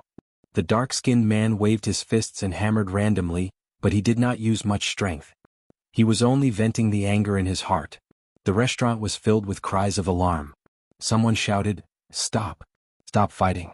How dare you! Violence is forbidden in Wanxiang City." Someone shouted, "Go get the inspector." The other companions unknowingly stepped forward and silently formed a circle. At this moment, a black-clothed man holding an axe barged into the restaurant and shouted, "Stop! The inspector is here." The inspector was a subordinate of the Department of Law's inspection office and was responsible for maintaining order in the city. They were all dressed in black and held axes. They were not there to fight but to stand out. After all, in Wanxiang City, no one really dared to use violence to resist the law. The few men looked at each other and thought, they came so quickly. Only then did they step forward and pull the dark-skinned man back. The foundation establishment cultivator, whose face was covered in bruises, threw himself in front of the inspector as if he had seen his own father. "Sir, they want to kill me. It's all because of that damn traitor Li Qingshan." "That's right, quickly capture them. They're all spies from the devil domain." The inspector ignored him and only looked at the few men and reported their names. "Tong Dagong Jiang Xing Li Xian. Senior Brother Leng requests your presence." The few men's hearts sank. Senior Brother Leng was one of the true disciples, the department head of the Department of Law, Leng Yuan. They were summoned from the Department of Law. The dark-skinned man called Tong Dagong's eyes were still red. He hardened his face and said stiffly, "What do you want us to do?" Chapter 1657. Under the guidance of the inspector, Tong Dagong's group passed through the streets and alleys. Strangely, they were not heading in the direction of the law bureau, but outside the city. "Where are we going?" Tong Dagong asked. "You'll know when we get there," the inspector replied. It was dusk and the lanterns were lit. Tong Dagong looked up and saw a hazy sky between the buildings. A light drizzle had begun to fall at some point. They met another group of people on the way who were also heading out of the city under the guidance of the inspector. Although they were not particularly close, they were comrades. After greeting each other, they began to chat and laugh. When something appeared in the sky, everyone raised their heads to look. It was a gigantic figure with its back facing Wanxiang City, standing under the clouds. It was the statue of Li Qingshan. They were all very familiar with that figure. They could not help but recall the black tortoise military god and felt inexplicably excited. As the statue gradually grew larger, they all understood that it was their destination. They vaguely guessed something and their mood gradually became heavy. They all fell silent and walked in the rain as if they were angry at each other. "Draw a clear line between us and Li Qingshan. How could the statue of a traitor be erected so openly outside Wanxiang City?" It was obvious what the Wanxiang sect wanted them to do. As the sky grew darker, more and more lanterns appeared, and the rain grew heavier. There was a quiet commotion in the city as people followed the inspector's footsteps out of the city. The long bridge outside the city gates was already filled with people, waiting to watch the show. The group had to part the crowd to pass through, and the faces around them were cold and excited. On the square at the pier outside the city, the head of the law bureau, Leng Yuan, stood with his hands behind his back on a huge beast. It looked like a wolfhound, but it did not have any fur. Instead, it was covered in layers of icicles, emitting an eerie chill. The drizzle turned into snow as soon as it approached. The huge beast lay on the ground, and in front of its claws were the inspectors, law enforcers, judge, and executioners. Li Qingshan's statue stood motionlessly in the sea, gazing into the depths of the sea. It allowed the wind and waves to batter it, completely unaware of what was happening behind it. "Reporting to Senior Brother, Tong Dagong and the others have arrived. Everyone is here." The inspector bowed to Leng Yuan, but Leng Yuan ignored him, so he returned to the ranks of the inspectors. More than 100 soldiers stood on the shore, looking up at the statue of Li Qingshan. From close up, this grayish-black statue looked especially tall and mighty. They had once followed this figure without caring about anything else. And now, behind them were all members of the law sector, and behind them were tens of thousands of spectators. They were all people who had been judged by the legal department to be related to Li Qingshan. Even though there were countless officers and soldiers in the army who worshipped Li Qingshan, there was no way the law sector could investigate all of them. These soldiers had all been heavily rewarded by Li Qingshan after the Battle of Black Cloud City. It could be said that they had received a personal favor from Li Qingshan. In addition, they were all Foundation establishment cultivators who had undergone at least one heavenly tribulation, which was the lowest standard to enter the sect. They could be considered disciples of the Myriad Phenomenon sect, even though they were only attendants or study companions, the lowest positions that didn't even have the status of a disciple. Official disciples who had entered the hall and entered the inner chamber were already the backbone of the sect. They held important positions like commandant and general in the army. If they were to be investigated, they would be investigated in private. They wouldn't be summoned like this in order to draw a clear line between them and Li Qingshan in public. As for those ordinary soldiers with even lower cultivation, no matter how much they worshipped Li Qingshan, it wouldn't be enough to affect the overall situation. It wasn't difficult to change the image of Li Qingshan in their hearts. Even those who refused to repent would be forced to move forward under the circumstances, even if the enemy was Li Qingshan. In fact, the reason why Li Qingshan rewarded them was not because he wanted to do them a favor, but because they fought bravely and didn't hesitate to die. Many of them had died more than 3 times in battle, and after they were resurrected, they still followed in his footsteps. Without them, Li Qingshan couldn't have won that battle. Let's begin. Leng Yuan gave the order. A person immediately stepped forward from the disciplinary organization and called out, "You already know about that traitor Li Qingshan, so there's no need for me to say anything more. As for you, every single one of you is suspected of colluding with the demon domain." Wang Juanxing's chest was filled with the joy of revenge. If there was anyone in the Myriad Phenomenon sect who was the happiest about Li Qingshan's betrayal, it would be him, although Li Qingshan might have already forgotten who he was. He was originally the official in charge of allocating residences in the Department of Abundance. He was bribed by the Herb Garden's chief steward, Xin Yushu, and made things difficult for Li Qingshan. In the end, he was taught a lesson by Li Qingshan and then expelled from the Department of Abundance by Pai Yangqiu. He lost his lucrative position in the Department of Abundance and had no choice but to become an inspector in the Department of Law. He was also waiting for an opportunity to take revenge on Li Qingshan. However, when Li Qingshan became eldest Shixiang, he no longer dared to stay in Wanxiang City. He hurriedly became a law enforcement department official and went everywhere to arrest criminals. He was still in a constant state of anxiety, afraid that one day, Li Qingshan would remember him and end up like Xin Yushu. No one knew what kind of days he had been living these past few years. Now that he had been looking forward to it, the day Li Qingshan betrayed him had finally arrived. He felt as if he had been pardoned and was about to go crazy with joy. Other people still cared about Li Qingshan's grace and power and were unwilling to take on such an errand. However, he took the initiative to volunteer not for anything else, but to vent the resentment in his chest. Hearing this, the soldiers were in an uproar. The crime of colluding with the demon territory was even more serious than desertion in the face of battle. There was only death. However, my Department of Law has always been fair and strict. Senior Brother Leng is even more wise and powerful. He won't let a bad person go, nor will he wrongly accuse a good person. Today your mission is to completely destroy this broken statue and not leave a single trace. Also, everyone must take action. If anyone doesn't, think about your own fate. The soldiers looked at each other in dismay, but no one was willing to take action. Wang Juanxing flew into a rage and questioned, "Could it be that you sympathize with that traitor and are also preparing to betray the demon territory?" He couldn't wait for these people to not take action and let the Department of Law kill all of Li Qingshan's lackeys. The soldiers' faces all sank and they didn't move. They were all proud soldiers and valiant generals who had experienced hundreds of battles. The more they were threatened, the more unwilling they were to submit. The surrounding crowd all held their breaths in concentration. If this deadlock continued, they didn't know how it would end. The crimes that the Department of Law had set were so serious, it was likely that all of these people would lose their lives here. "Officer Luo, you have the highest military rank here. You should set an example for them," Leng Yuan suddenly said. He had never liked Li Qingshan. From the beginning until now, that man had a kind of unrestrained wildness about him. But he didn't come here today to kill people. Otherwise, any of his inner disciples would be able to kill all of these people. "Senior Brother Leng, A long-faced man was startled, clearly unwilling. Junior brother Luo, how many of your comrades have sacrificed themselves on the battlefield of the demon territory? Countless. Officer Luo lowered his head. Could it be that you wish for your comrades to sacrifice their lives here in vain? I don't want to. When Li Qingshan betrayed the demon territory, he didn't care about you. This is the path he has chosen, so you must also choose your path. Leng Yuan changed his usual habit of being a man of few words and could almost be said to be patient and patient. Although the cultivation of these soldiers wasn't high, they were the backbone of the Xuanwu army. If these people died, the morale of the Xuanwu army would definitely be greatly affected.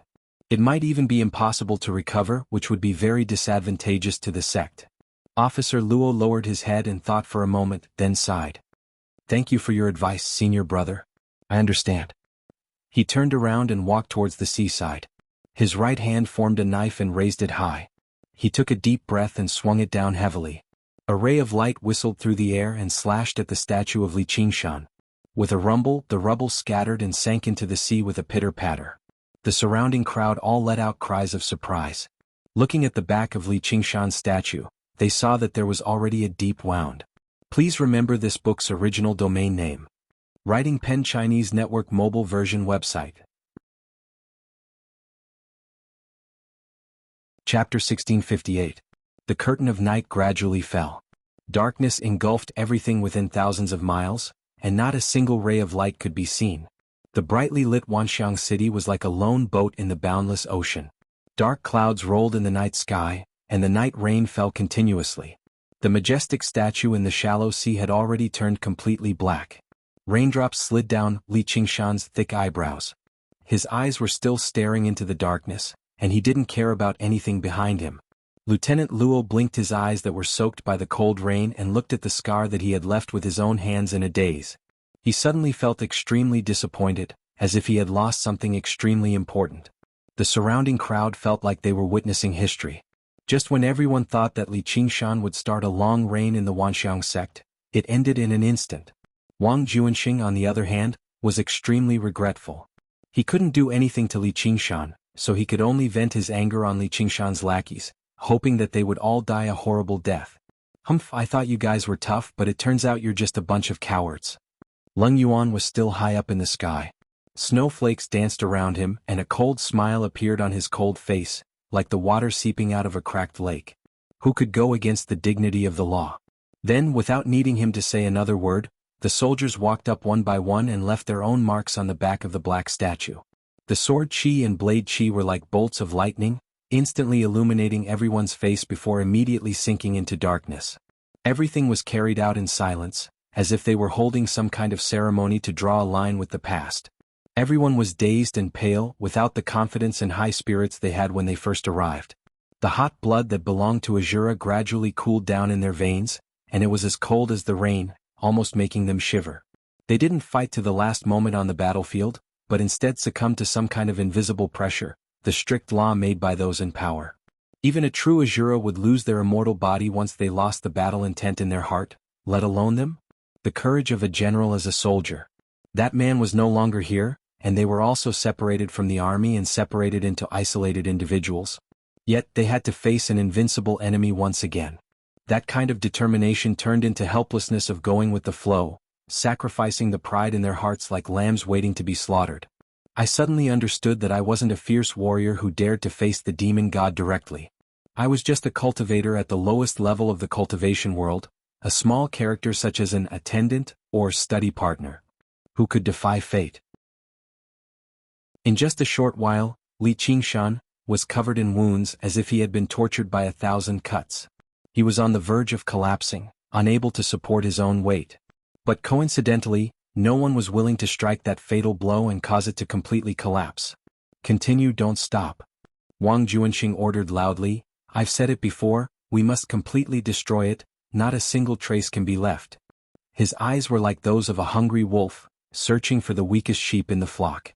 Suddenly he locked onto one of them. Hey you! Don't think that I didn't see it.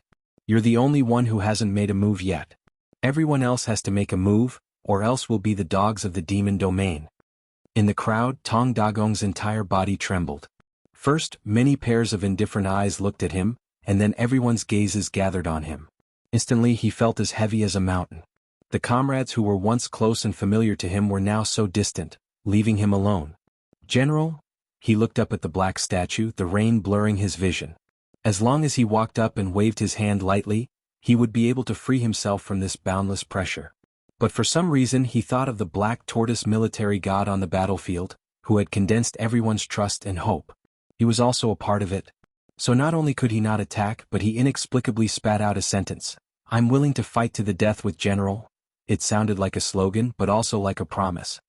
Hearing this sentence, the indifferent gazes around him suddenly changed strangely. "What did you say?" Wang Juanxing didn't hear it clearly. Tong Dagong slowly turned his head, a burning conviction filled his heart, and his eyes faintly glowed red. He glared at Wang Juanxing angrily. "Fuck you. Say it again, you're not willing to attack, are you also going to betray the sect?" This question had once frightened all the true disciples, but Tong Dagong, the lowest level servant, spat fiercely. "So what?" Leng Yuan frowned. He had lost control of the situation slightly, so he immediately interrupted Wang Juanxing and tried to persuade him gently. "Junior brother, Li Qingshan has already turned his back on you. Don't be so stubborn." As he spoke, his tone was full of warning. The giant beast under his feet seemed to have sensed its master's emotions and suddenly bared its scimitar-like fangs, fiercely staring at Tong Dagong. Tong Dagong's whole body was cold, his teeth chattering, and a strong sense of fear welled up in his heart. He almost bowed his head and admitted his mistake.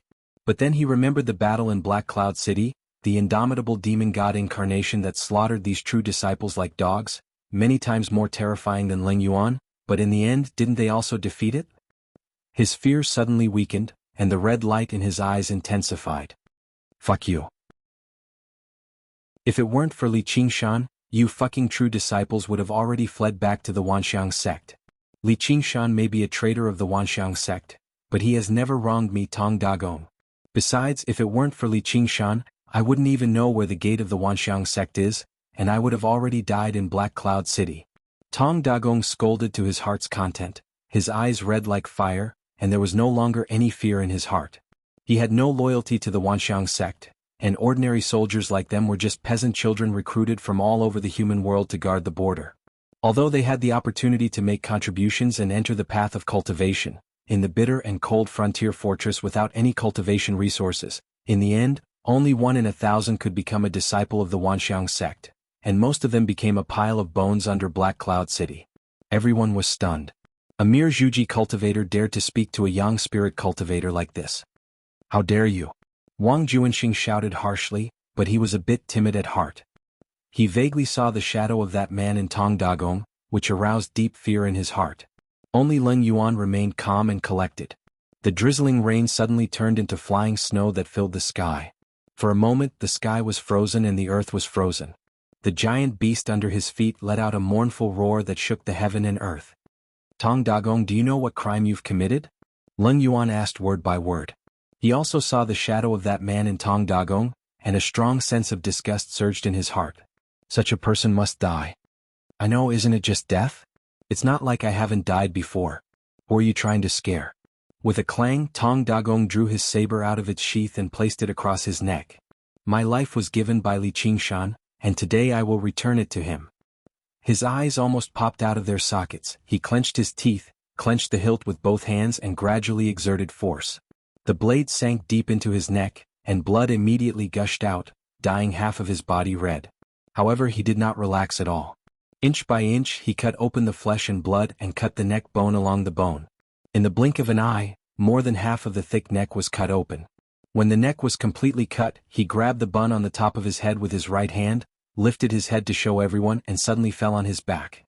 Blood spread on the ground and the head rolled to one side. The red light in his eyes gradually dimmed. Although it was ferocious and terrifying, there was no fear. Please remember the original domain name of this book. Writing Pen Chinese mobile version website, M. Chapter 1659. When the Son of Heaven is angry, millions of corpses and blood flows for thousands of miles. Leng Yuan's power and status were not comparable to that of a king among mortals. Once he was angry, snow would fall for hundreds of miles and the sea would freeze. Not only did ordinary disciples keep quiet out of fear, but even other true disciples had to respect him. Because he was not only a yang spirit cultivator, but also represented the law and majesty of the Wanxiang sect. To be his enemy was to be the enemy of the entire Wanxiang sect. However, at this moment, blood as thick as fire slowly spread across the frost-covered ground, red and dazzling in the darkness. A hexagonal snowflake fell into it, immediately dyed red and then melted in the blood. When an ordinary man is angry, blood flows 5 steps. He could be destroyed, but he could not be defeated. Even if it was difficult to resist, he would never yield. When the rain condensed into snow, the water turned into ice and time seemed to freeze. Everyone was speechless. Whether it was the superior dean of the law department or the spectators watching from afar, they all fell into a deep silence. Only the sound of snowflakes falling could be heard, gradually covering the headless corpse. The blood was still warm. The soldiers formed a circle around the corpse, motionless like statues as if they were mourning or contemplating. Captain Luo gritted his teeth and stared at the blood with wide eyes. He and Tong Dagong did not belong to the same unit, and their ranks were also different, so they were not particularly familiar with each other. Except for meeting a few times when they received rewards, they were almost strangers. But that was the blood of his comrades. On the battlefield, the blood of comrades could only be paid with the blood of the enemy. How could there be no close? They shared the same hatred. But now, not only could he not take revenge, but he also had to bow his head to the person who forced Tong Dagong to his death. He could not help but feel a strong sense of shame. Yes, shame. Everything that happened today made him feel ashamed. It was a shame to be suspected by the sect that he had sworn to protect. It was a shame to be escorted here by the inspector. It was a shame to be accused by the law enforcement officer. It was a shame to be watched by everyone like a monkey show. However, the greatest humiliation did not come from the bystanders, but from himself. He actually gave in and brandished his saber, unlike Tong Dagong. Kacha. His teeth shattered and the pain was like a scorching fire. His mouth was filled with the taste of blood. However, he seemed to have woken up with a start and understood what he was doing. The feeling of humiliation became even more intense, and the pain was almost enough to drive him mad. 2 red lights lit up in the depths of his eyes, like 2 small sparks. Pairs of eyes lit up in the darkness. He was not the only one who felt this way. Leng Yuan was stunned as well. His killing intent had nowhere to be released, and it was as if he had punched empty air. He wanted to kill Tong Dagong because he wanted to punish him fairly and serve as a warning to others. Not only did he want Tong Dagong to regret his actions, but he also wanted all the bystanders to fear the strictness of the law and not dare to cross the line again. However, in the face of his determination to die, his majestic law seemed so powerless. The people were not afraid of death, so why should they be afraid of death? Leng Yuan took a deep look at the dilapidated statue and suddenly understood why he hated Li Qingshan so much. Whether it was when he entered the sect or after he became the eldest senior brother, or even when he was saved by him outside Black Cloud City, he could not have a good impression of him. Because no law could restrain that man. He was always trying to break free from all restraints and was never afraid of any punishment. At this time, he faintly felt that the atmosphere in the field was not right. These sergeants had drawn a line with Li Qingshan, and he could not force them anymore. It was time to end all this. Destroy it for me. Not a single trace can be left, or you will all end up like him. A roar suddenly came from under Leng Yuan's feet. Wang Juanxing looked at the scarlet and dazzling blood and suddenly felt a deep fear. He glanced at the towering statue and suddenly felt that it was looking at him. He took a step back as if he had been electrocuted. But then he remembered the days when he was like a stray dog and the humiliation of being bullied by Li Qingshan. Yes, Li Qingshan was no longer here and this was just a broken statue. Therefore, he sternly ordered the sergeants, his eyes bloodshot, and he seemed a little hysterical. Oh no! Leng Yuan's heart skipped a beat. He wanted to freeze Wang Juanxing to death. Shut up! Lieutenant Luo shouted angrily, his heart full of pain as if he had found a breakthrough. What did you say? You also want to die? Wang Juanxing shouted, not taking a golden core cultivator seriously at all. However, the next moment, all the sergeants turned their heads and looked at him, their eyes flashing red in the darkness. In an instant, the military spirit condensed, and the murderous spirit soared into the sky. This was not a group of low-level cultivators but a fierce beast. The pupils of the wolf-like beast under Leng Yuan's feet shrank, and the icicles on its body stood up as if it felt threatened. Wang Juanxing was only a nascent soul cultivator and had never been to Black Cloud City before, so he had never seen such a scene. He was so scared that his face turned pale and he kept retreating. He didn't notice that the water under his feet had frozen into ice, and he slipped and fell on his butt. The sergeants laughed loudly, their laughter full of contempt. They hated themselves for being ordered by such a despicable person just now. They talked and laughed as if they had found the pride in their hearts, no longer taking anyone seriously, whether it was Wang Juanxing, Leng Yuan, or the huge nature sect. De Gong is right. If it weren't for the general, we would all be dead, a sergeant said in a low voice. Even if we were alive, no one would take us seriously. I thought I was a big shot now, but in the end I was still ordered around like a dog. A sergeant sneered. Bah. Surnamed Wu, don't you know what kind of thing you are? Other than the general, who would take you seriously? Yes, I was wrong. I dared to take myself seriously. I will definitely change from now on. But I think the general is also wrong. Don't stare at me.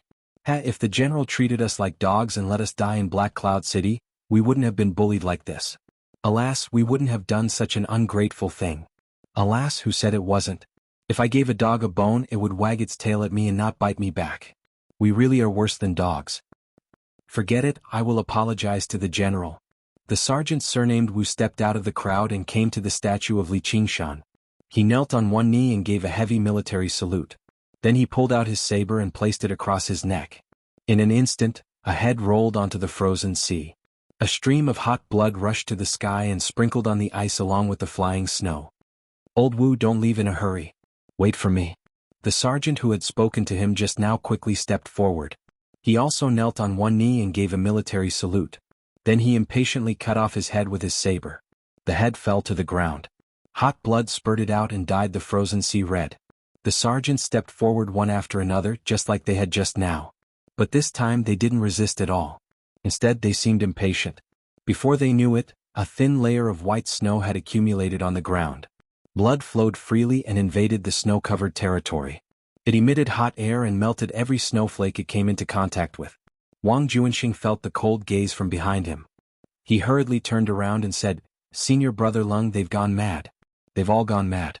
Quickly kill them all and scatter their souls. Let them never reincarnate."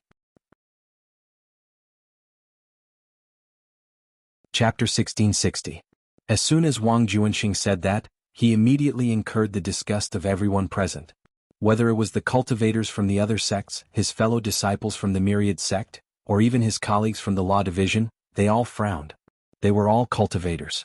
Once their souls were dispersed, it meant they could no longer enter the cycle of rebirth. They would be completely obliterated. Their fates were even worse than mortals who died of old age or sickness. Even if it was a battle, if there wasn't a deep hatred between them, they wouldn't be so ruthless. These soldiers were not enemies. They were also disciples of the Myriad sect. They were Wang Juanxing's seniors and juniors. Not only had they never done anything to harm the sect, but they had also guarded the borders of Black Cloud City all year round, making great contributions to the sect. The core duties of the first senior brother of the Myriad sect were actually the same as theirs. The glory of soldiers was the unshakable moral foundation of the Myriad sect. And everyone present could not help but develop some respect for the soldiers' bravery and staunchness with which they were willing to die. As a result, even if they were reluctant to draw a clear line between themselves and Li Qingshan and were suspected of being involved with demon folk, killing was only a matter of nodding one's head to the ground. Now they had all demonstrated their resolve with their deaths, completely eliminating the possibility of them betraying the sect. Yet Wang Juanxing actually wanted to disperse their souls. His words and actions were even more vicious than demon folk. Sensing everyone's enemies, Wang Juanxing immediately became exhausted. He was terrified, but he had no idea what he was afraid of. Leng Yuan's usually frigid heart boiled with fury. He hated that idiot Wang Juanxing to the core. He was basically attracting hatred for the Law Division. If it weren't for this idiot abusing his position to settle a personal grudge and provoke us recklessly, would this have happened? I shouldn't have accepted him into the Law Division in the first place. However, he never took these low-level soldiers seriously. Otherwise, why would he allow Wang Juanxing to act so arrogantly and domineeringly? Originally, he thought they were just a group of attendants and study companions at the lowest level. Even if they worked together, they would not be able to match a single hand of his. Moreover, without a first senior brother to stand up for them, how could they defy his will and the laws of the Myriad sect? Giving them the opportunity to draw a clear line between themselves and the demon domain was already special treatment. However, now that the matter had developed to this point, He had already failed his duty as the head of the law division. This could not continue. Leng Yuan raised his hand, and his eyes shone with cold light. He condensed his powers, about to strike. Senior brother Leng, I'll call you senior brother for the last time. Lieutenant Luo said boldly, the general has saved our lives and we are comrades. We will never be able to draw a clear line between us. You have your laws and we have our choices. He was furious. We've spent our entire lives guarding the border city and fending off demon folk. We've never been disloyal to this sect. Even if Li Qingshan really does come charging over with demon folk in the future, I won't just remember his kindness and ignore the greater good. I will fight him to the death. I believe the general will not blame us. I won't regret dying in his hands. Although he didn't have much contact with Li Qingshan, there was an inexplicable sense of trust, as if they had known each other for many years. He could imagine such a scene. They would meet again on the battlefield, but they would fight against each other without any resentment until one of them fell. If they could perish together, that would be the best. Perhaps they could reunite in the Azura realm one day and break free from their identities as humans and demons. He would also be willing to continue following him into battle, respectfully referring to him as General. He would not swing his blade at his statue and berate him as a traitor, as if he had never received any kindness from him. However, all of this was still just the feelings of a warrior. It was neither acknowledged by Leng Yuan, nor was it understood by Dai Mingfan. He let out a long sigh. But since the sect doesn't believe us now and they even treat us like dogs, ordering us about and censuring us as they please, there's no point in humiliating us any further. If you want our souls to disperse, then do as you wish, but if you want us to continue serving the myriad phenomenon sect. He shook his head firmly. That's impossible. With that, he turned around and made his way over to the frozen sea. His comrades were waiting for him. What was there to fear even if their souls were dispersed? Leng Yuan had nothing to say. The cold light in his eyes receded, and his powers gradually dispersed. A sliver of confusion appeared in his eyes, and a crack appeared in his icy heart. Suddenly he began to doubt whether he had done something wrong. Should he not have summoned them from the army in the first place? Should he have respected their wishes more? However, he only acted according to the law and followed the wishes of eldest senior sister, Dai Mingfan, who made them draw a clear line between themselves and Li Qingshan. He wanted them to make a choice and they had already made their choice. At this time, even if they were all captured and detained, it would be meaningless. Captain Luo had clearly stated that he wanted to betray the sect, and according to the law, he would also be sentenced to death. Of course, his soul would not be dispersed. Generally speaking, the heaviest punishment for a sect disciple was to be sent into the cycle of reincarnation. This was not tolerance but the measure of the law. If the souls of fellow sect members were easily dispersed, what unity would the sect have to speak of? The demonic path sect might be so vicious, but it was still a small sect that could not be shown in public. Therefore, in terms of reason and law, he had no choice but to watch the soldiers' blood splatter on the frozen sea one by one. As a young spirit cultivator, he felt a deep sense of powerlessness. When the last head fell, the pier was littered with corpses, and the frozen sea was overflowing with blood. The scarred and tottering Li Qingshan was still standing on the frozen sea, looking into the depths of the sea. The hearts of all the onlookers were incomparably heavy.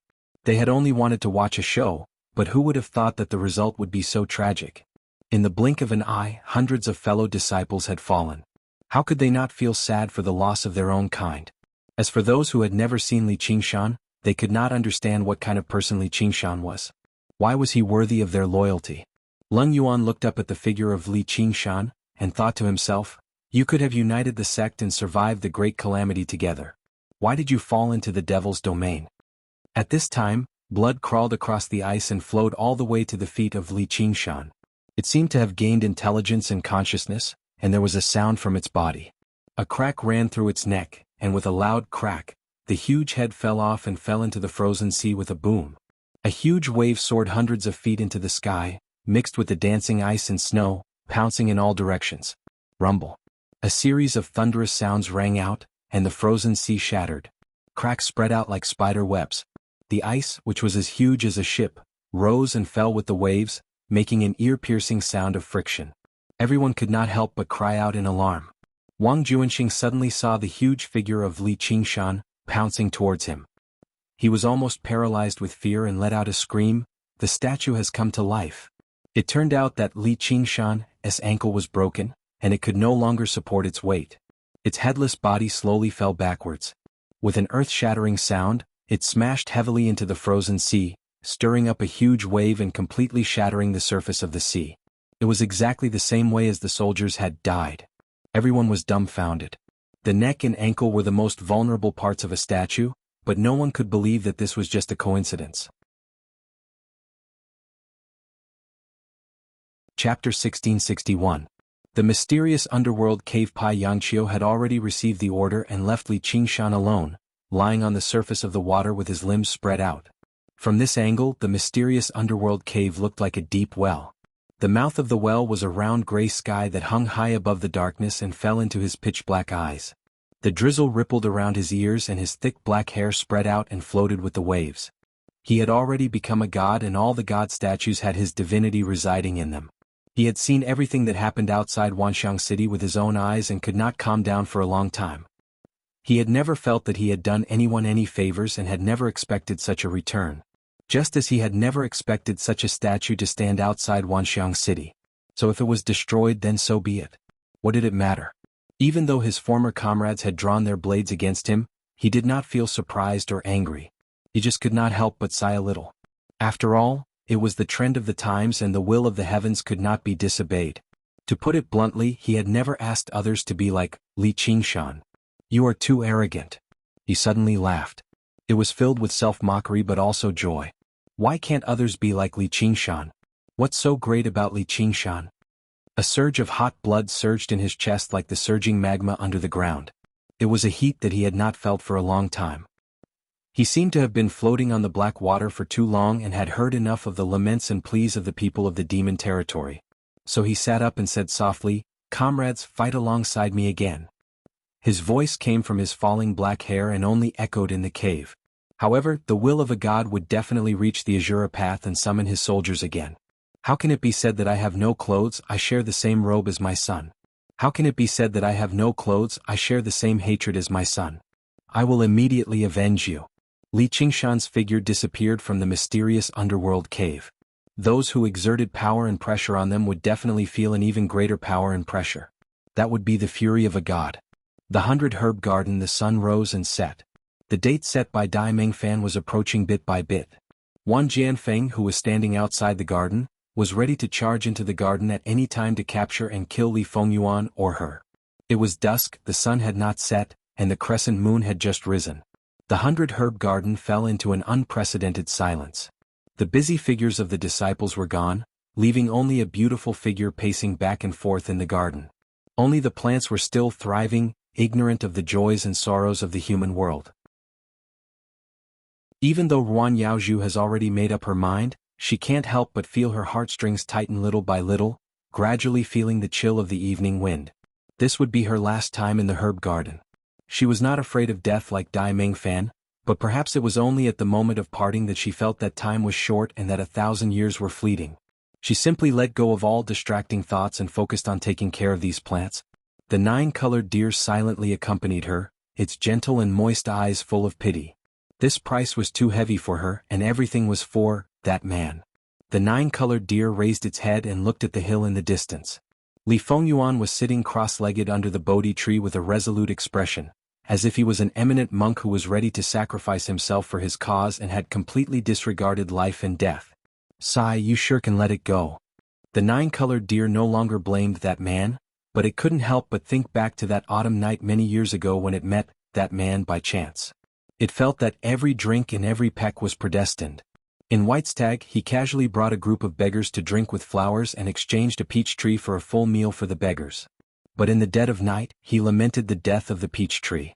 Perhaps it was at that moment that he touched Ruan Yaozhu's heartstrings. That was why she made an exception during the entrance examination and gambled on whether he was good or evil. That time she won the bet and even made a small profit. But this time the bet was on herself, and whether she won or lost, it was meaningless to her. The crime of betraying the sect meant certain death. Even a gambler like Lu Tian would never take part in a gamble that was guaranteed to lose, so she could not be regarded as a true gambler at the end of the day. She was just like many years ago, stubbornly believing in that man. She believed that that man would always be benevolent despite being violent and resolute. He would never associate himself with demon folk. Suddenly, Li Fengyuan opened his eyes under the Bodhi tree and waved his hand into the distance. The nine-colored deer gazed in that direction and could not help but widen its eyes. It rubbed its horn against Ruan Yaozhu in a hurry and called out, "Blockhead, blockhead." "What's wrong?" Ruan Yaozhu was currently buried in the flowers and trees.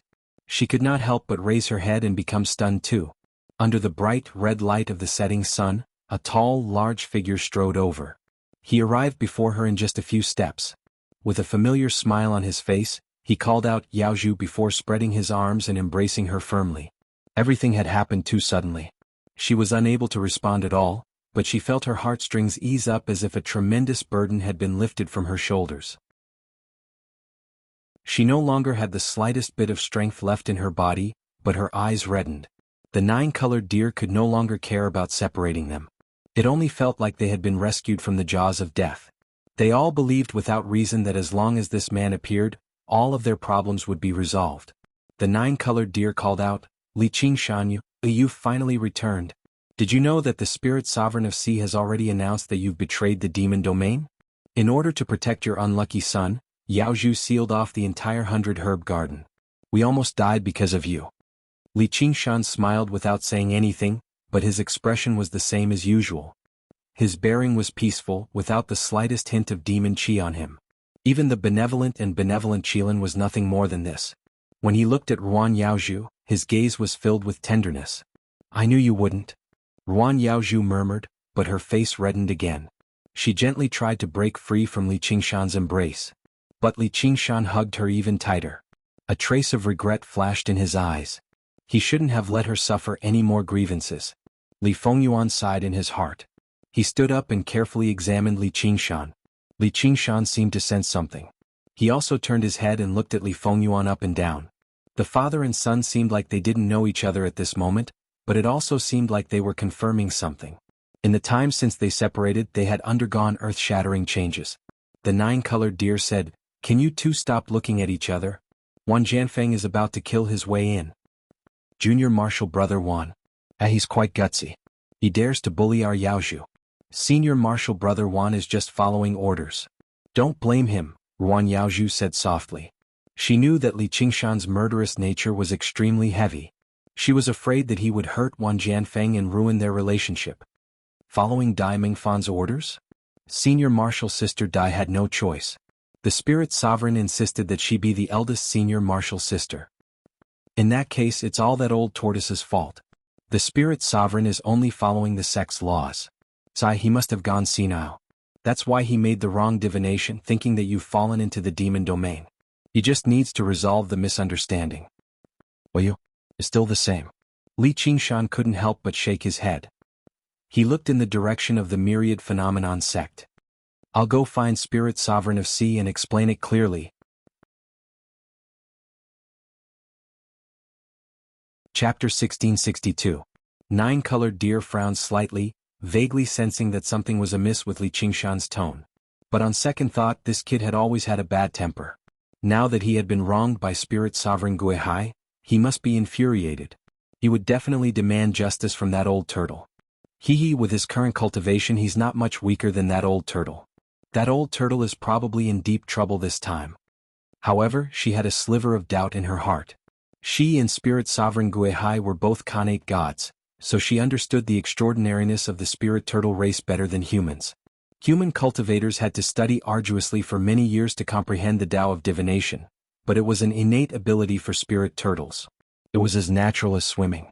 Furthermore, Spirit Sovereign Guihai has always been cautious. If he wasn't completely confident in such a major matter, there's no way he would announce it to the public like this, damaging the reputation of the myriad phenomenon sect for nothing. Why would he make such a mistake? But when she looked at Ruan Yaozhu, who was nestled in Li Qingshan's arms, she did not look like the 100-herb garden's lord at all. She was clearly a little woman who had found someone to rely on. She heaved a sigh of relief when she heard that. Her slightly blushed face beamed and she was completely at ease. She believed that Li Qingshan would explain everything to Spirit Sovereign Guihai and resolve this huge misunderstanding. She even felt a little smug. Sigh, this silly blockhead. It's truly a love calamity. In this situation, nine-colored deer obviously could not voice out her doubts. She could only hope that the greatest and deepest worry in her heart would not come true. Li Qingshan suddenly changed the topic. But before that, do you want to hear my story, Yaozhu? Yes. Ruan Yaozhu nodded and suddenly exclaimed. It turned out that Li Qingshan had carried her and brought her to a patch of flowers to sit on the ground. Ruan Yaozhu was so embarrassed that she could not help but struggle. She said coquettishly, "Senior brother, let go of me." Nine-colored deer stomped her front paws in indignation, thinking, "Which man would let go of you when you look like this?" Li Qingshan whispered into Ruan Yaozhu's ear. "Don't move. Let me finish." His deep voice seemed to have a kind of magic or a kind of majesty. Ruan Yaozhu stopped struggling and blinked her eyes as she looked up at him. This was the perfect fusion of the path of the heavenly devil and the might of a god. His words carried the will of heaven, and every single move he made emitted boundless charm. Every single word he said was like an order that was difficult to resist, and it was sufficient to affect the mind of a young spirit cultivator. Of course, at this moment Ruan Yaozhu didn't have any intention of resisting him at all. She believed in Li Qingshan unreservedly, and was also in the midst of great sorrow and great joy of reuniting after a long time. It could be said that she was at a loss. At first, I didn't go to the infernal domain. Instead, I was guided to the Elysium and was given the title of Divine General Garan. When Li Qingshan began to talk about his experiences, Ruan Yaozhu gradually forgot her shyness and immersed herself in his story. Li Fengyuan and the nine-colored deer also pricked up their ears and listened carefully. The Elysium was a magical world, and everything that Li Qingshan experienced in the Elysium was even more bizarre and incredible. Everyone present felt that in Li Qingshan's calm voice, there were emotions that could not be described in words. Sometimes, he was like an old man who was talking about the past many years ago. Sometimes he was as naive as a child who didn't know the right and wrong, good and evil of the world. When they heard that he had gone as far as to undergo nerva rebirth in order to resist the influence of the Elysium and lose all of his memories, everyone worried for him. However, they also felt like this was something Li Qingshan would do. When they heard that he had been adopted by an old couple and was named Egg, everyone smiled. They felt like the name suited him very well for some reason. Unknowingly, the last ray of afterglow faded from the horizon and night fell. As the story progressed, Eggshing finally embarked on a journey to the Big Layin Temple. Everything was like fate. The audience became more and more immersed in the story, and the surrounding flowers and trees also seemed to be listening attentively. Li Qingshan was once a disciple, but he had to admit that he was not very successful in this line of work. He could only copy the works of his previous life and still needed little Anne's help to edit and polish them. To put it bluntly, those stories did not belong to him at all. And now, this was the most wonderful story he had ever told, a story that completely belonged to him. The moon was in the middle of the sky, and silver light shone everywhere. "Li Qingshan, what are you doing?" Suddenly there was a shout. The nine-colored deer's eyes were filled with anger as it stared at Li Qingshan. To be more precise, it was staring at Li Qingshan's left hand, which was hiding beside Ruan Yaozhu. Ruan Yaozhu was at a loss, as if she had just woken up from a dream. Her mind was still immersed in the story. Everything that Li Qingshan experienced in the demon domain was far more bizarre and thrilling than the Elysium. She also wanted to know if Li Qingshan could escape from the evil god Jiuying's labyrinth, and how he defeated demon god Qiongqi. As expected of a natural god, I haven't finished my story yet. Li Qingshan shook his head with some regret. But it's getting late, let's stop here for today. Jiuer. Ruan Yaozhu blinked her eyes, looked at the nine-colored deer, and then looked at Li Qingshan, not knowing what had happened. And at some point, Li Fengyuan had closed his eyes again, unable to bear to see what would happen next. Li Qingshan slowly raised his left hand, and in his palm was a blooming cereus. The white and slender petals slowly bloomed in his hand, as if he had casually plucked them. But there was not a single blooming cereus in the surrounding flowers. That blooming cereus did not look like an ordinary spiritual herb. Its petals were all the same size, and the distance between the petals was exactly the same. There were 3 layers, and each layer had 24 petals for a total of 72 petals. The great array of the 100 herb garden was called the 72 Marquises array. The almanac said, 5 days are the Marquises, 3 Marquises are the Qi, 6 Qi are the time, and 4 seasons are the years. There were 24 solar terms in a year, which were further divided into 72 Marquises. The purpose of the 72 Marquises array was to subtly adjust the climate of the 100 herb garden, allowing all kinds of strange flowers and plants with different habits to flourish. That was how it got its name. The 100 herb garden was the foundation of the myriad appearance sect. The power of this 72 Marquises formation was far above the great mysterious nether formation of the mysterious nether cave mansion. This 72-petaled epiphyllum was the core formation disk of this formation. It was also the symbol of the master of the 100-herb garden. Ruan Yaozhu touched the Sumeru ring on her finger, and the blooming Sirius was indeed not there.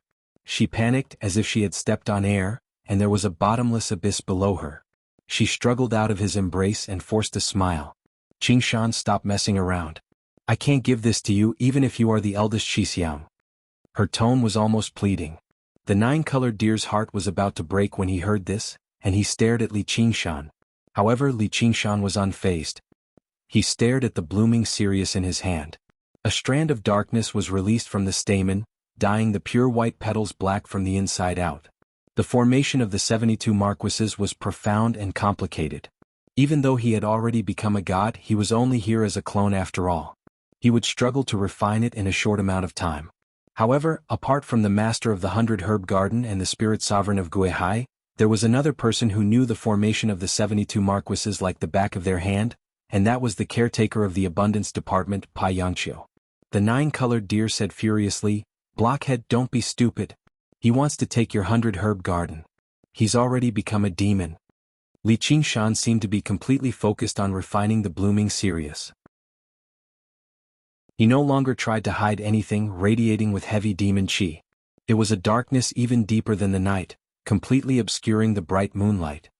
His figure was swallowed in the darkness as well, and his eyes shone with scarlet light. In the depths of the darkness were the painful and resentful murmurs of a billion demon folk. He no longer seemed to be among the flowers, but sitting high above a sea of blood. "No, you won't." Ruan Yaozhu shook her head slowly as tears fell like rain. Li Qingshan raised his head and glanced at her. He let out a sigh as if he was saying, "Yaozhu, this is the ending of the story." The blooming Sirius in his hand was completely dyed black. Chapter 1663. Li Qingshan, you are not human. The nine-colored deer was furious. It stomped on the ground with its hind legs and leaped into the air. Nine-colored light flowed around its agile body and its coral-like antlers emitted a dazzling nine-colored light. It was like a rainbow piercing through the sun, dispersing the dark demonic aura that shrouded Li Qingshan. Li Qingshan lost all his vision the moment he saw the light. All he could see was the dazzling light. He knew that she had activated her innate ability. The antlers touched his chest fiercely. His incarnation here was only at the third level of the heaven's tribulation, so it was impossible for him to withstand the full blow of a demon sovereign. Li Qingshan closed his eyes. He held the flower in his left hand and formed a seal with his right hand. The flower flowed and his fingers changed. He reached out and touched the tip of the antlers as if they were connected. He chanted, "On the day of the summer solstice, antlers disintegrate." Among the 72 petals of the flower, one of them flashed. Then, countless mysterious runes could be seen flowing on the petal. It was really one flower, one world. It was not an ordinary flower. The nine-colored deer trembled and froze in midair. The light on its antlers peeled off layer by layer. Even the nine-colored light on its body dimmed quickly. It staggered and knelt on the ground. It was still waving its antlers and casting its innate ability to fight to the death with Li Qingshan. She said angrily, "I should have killed you the first time I saw you." Li Qingshan closed his eyes and sighed, "Perhaps." Another petal of the flower in his left hand flashed. On the day of the beginning of winter, the water begins to freeze. The nine-colored deer's all-out attack was blocked. Its struggle was just an arrow at the end of its flight. He pressed down and grabbed the antlers. Frost quickly spread from his palm and covered the entire antlers. In the blink of an eye, her beautiful white fur was covered with a layer of light blue frost. She could no longer move. At this moment, the power of this 72 Marquis formation was revealed. It was not just used to take care of flowers and trees. It was ever-changing in accordance with the solar terms, the four seasons and the way of nature. It contained the power of heaven and earth. As an innate deity, the nine-colored deer's strength was far stronger than ordinary monster emperors, but it was still easily suppressed. Even if a human immortal or evil god were to barge into the array, there was a risk of dying. If Ruan Yaozhu was on full alert, even if Li Qingshan used his most powerful incarnation, it would not be easy for him to take down this 100-herb garden. As long as he was delayed for a short while, he would be surrounded by the selfless heavenly palace, wasting his strength for nothing. Although the nine-colored deer had been suppressed, it still glared at Li Qingshan firmly as it panted heavily from its nostrils. She had never hated a person so much before, not even when she had been betrayed by hunters and taken into the imperial palace to starve and wait for death. Li Qingshan, how has Yao Zhu ever wronged you? She doesn't blame you for destroying the white deer country. She was the one who stood up for you when you were framed. No one believed you. She was the only one who believed you. She didn't hesitate to break off relations with the sect. Why did you treat her like this? What? At this point she couldn't help but tear up. Ugh, Yao Zhu is too pitiful. Li Qingshan sighed in his heart. The nine-colored deer's words were even more destructive than her innate magical power. He couldn't resist or escape. Ruan Yaozhu lowered her head and stood still. She didn't attack together with the nine-colored deer. As the owner of the 100 Herb Garden, she knew the power of this 72 Marquis's array better than anyone else. She also knew what Li Qingshan was capable of. Now that the night flower was gone, any struggle would be futile. She couldn't help but mutter to herself, so I really only cared about love and didn't care about the righteousness of the sect. Li Qingshan's expression was solemn. He said calmly, Yaozhu, what you practice is the nature tomes, right? The tears on Ruan Yaozhu's face hadn't dried yet. She looked over indifferently, but when she saw Li Qingshan's face she couldn't hide her sorrow. A feeling of pity welled up in Li Qingshan's heart, but he didn't show it on his face. He continued, you are talented and blessed. The path you walk is not as prejudiced as Chao Tianjiao and Li Liehua. You have a paradise like the 100 Herb Garden. You should have gone through 6 heavenly tribulations long ago and become a human immortal. Unfortunately, you still haven't understood the way of nature, or rather, you only understood half of it. Ruan Yaozhu turned her head away. She didn't want to talk to Li Qingshan, nor did she want to see him again. It's true that the heavens have the virtue of cherishing life. But it's also the law of nature. Wolves chase sheep, eagles chase rabbits. Even these senseless flowers and trees have to fight for sunlight and rain. They grow thorns to resist harm. This is the evil in the hearts of all living beings. Is this the reason why you became a demon? Ruan Yaozhu couldn't help but interrupt him. If you have evil in your heart, you must do evil? If others do evil, you can do evil?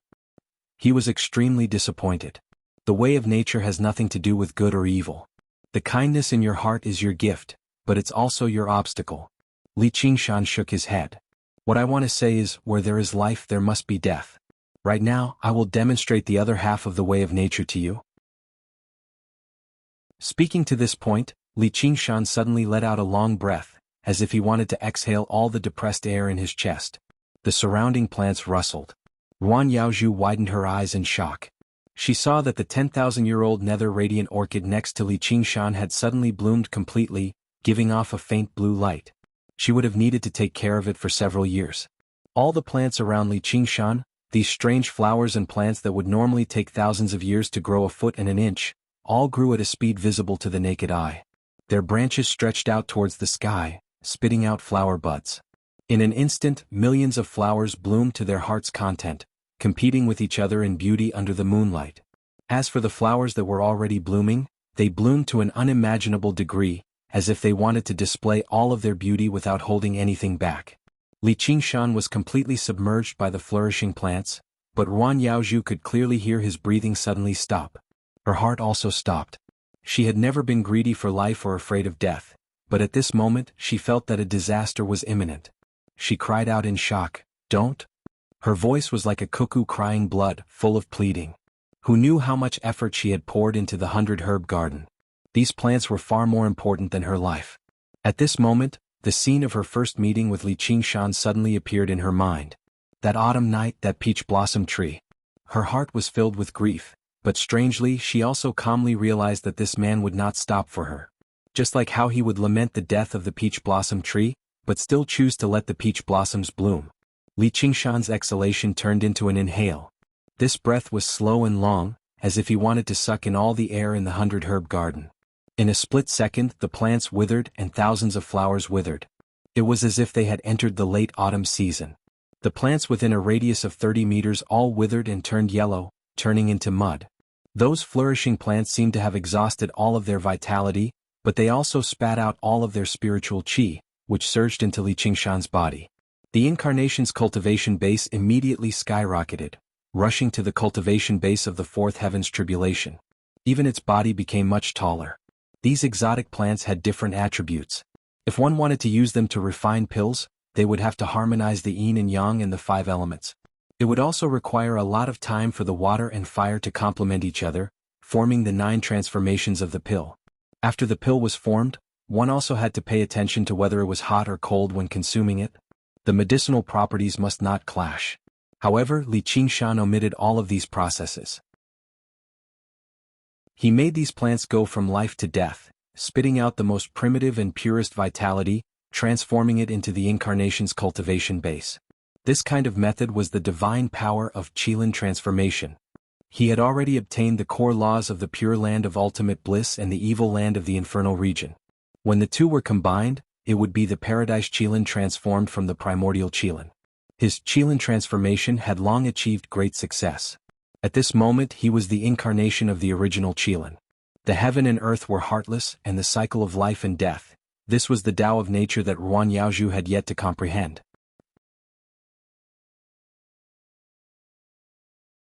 Chapter 1664. Qilin had compassion for the common people.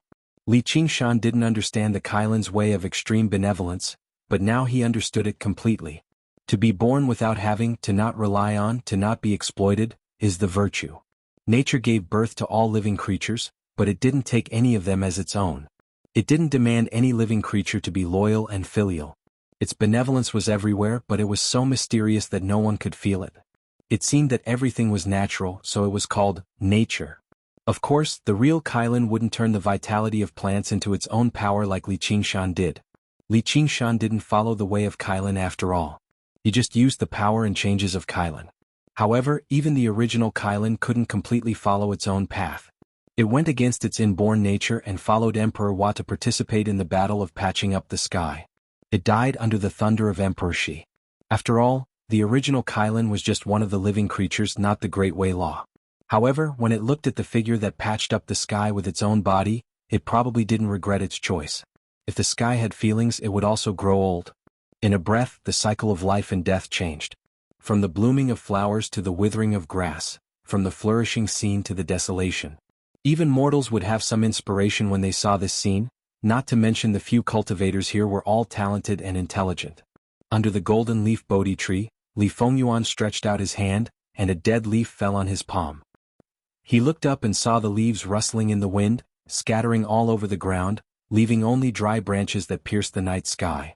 He couldn't help but touch the rough trunk, and he understood the sadness in it. Although the 9-colored deer was suppressed by Li Qingshan, it still couldn't help but feel a sense of familiarity. Qilin was the leader of the walking beasts, and the 9-colored deer was especially close to the Qilin. Now that he was watching the primordial Qilin's incarnation, Li Qingshan, unfold the natural way of life and death, he immediately felt like he had attained enlightenment. He had almost forgotten to oppose Li Qingshan. Only Ruan Yaozhu could only watch helplessly as the 100-herb garden that she had poured her life's blood, sweat, and tears into was destroyed. She couldn't help but kneel on the ground and press her hand on her chest. She only felt pain in her heart. If it weren't for the natural tome, she would have gone mad and lost control of her mana. She wouldn't have cared about the Tao of nature. Li Qingshan sighed in his heart, but he still focused on absorbing the spiritual energy. With him as the center, a withered yellow color quickly spread out. Wherever it went, the plants withered and died. The surging spiritual energy was so dense that it was almost liquid. It flowed with dazzling spiritual light and converged toward him with the momentum of 100 rivers returning to the sea. His body grew taller, 10 feet, 20 feet, 30 feet. In an instant he was taller than all the trees around him. The cultivation of the incarnation continued to soar, and in the blink of an eye, it had reached the 5th heavenly tribulation, the realm of the yang spirit cultivator. It still showed no signs of slowing down.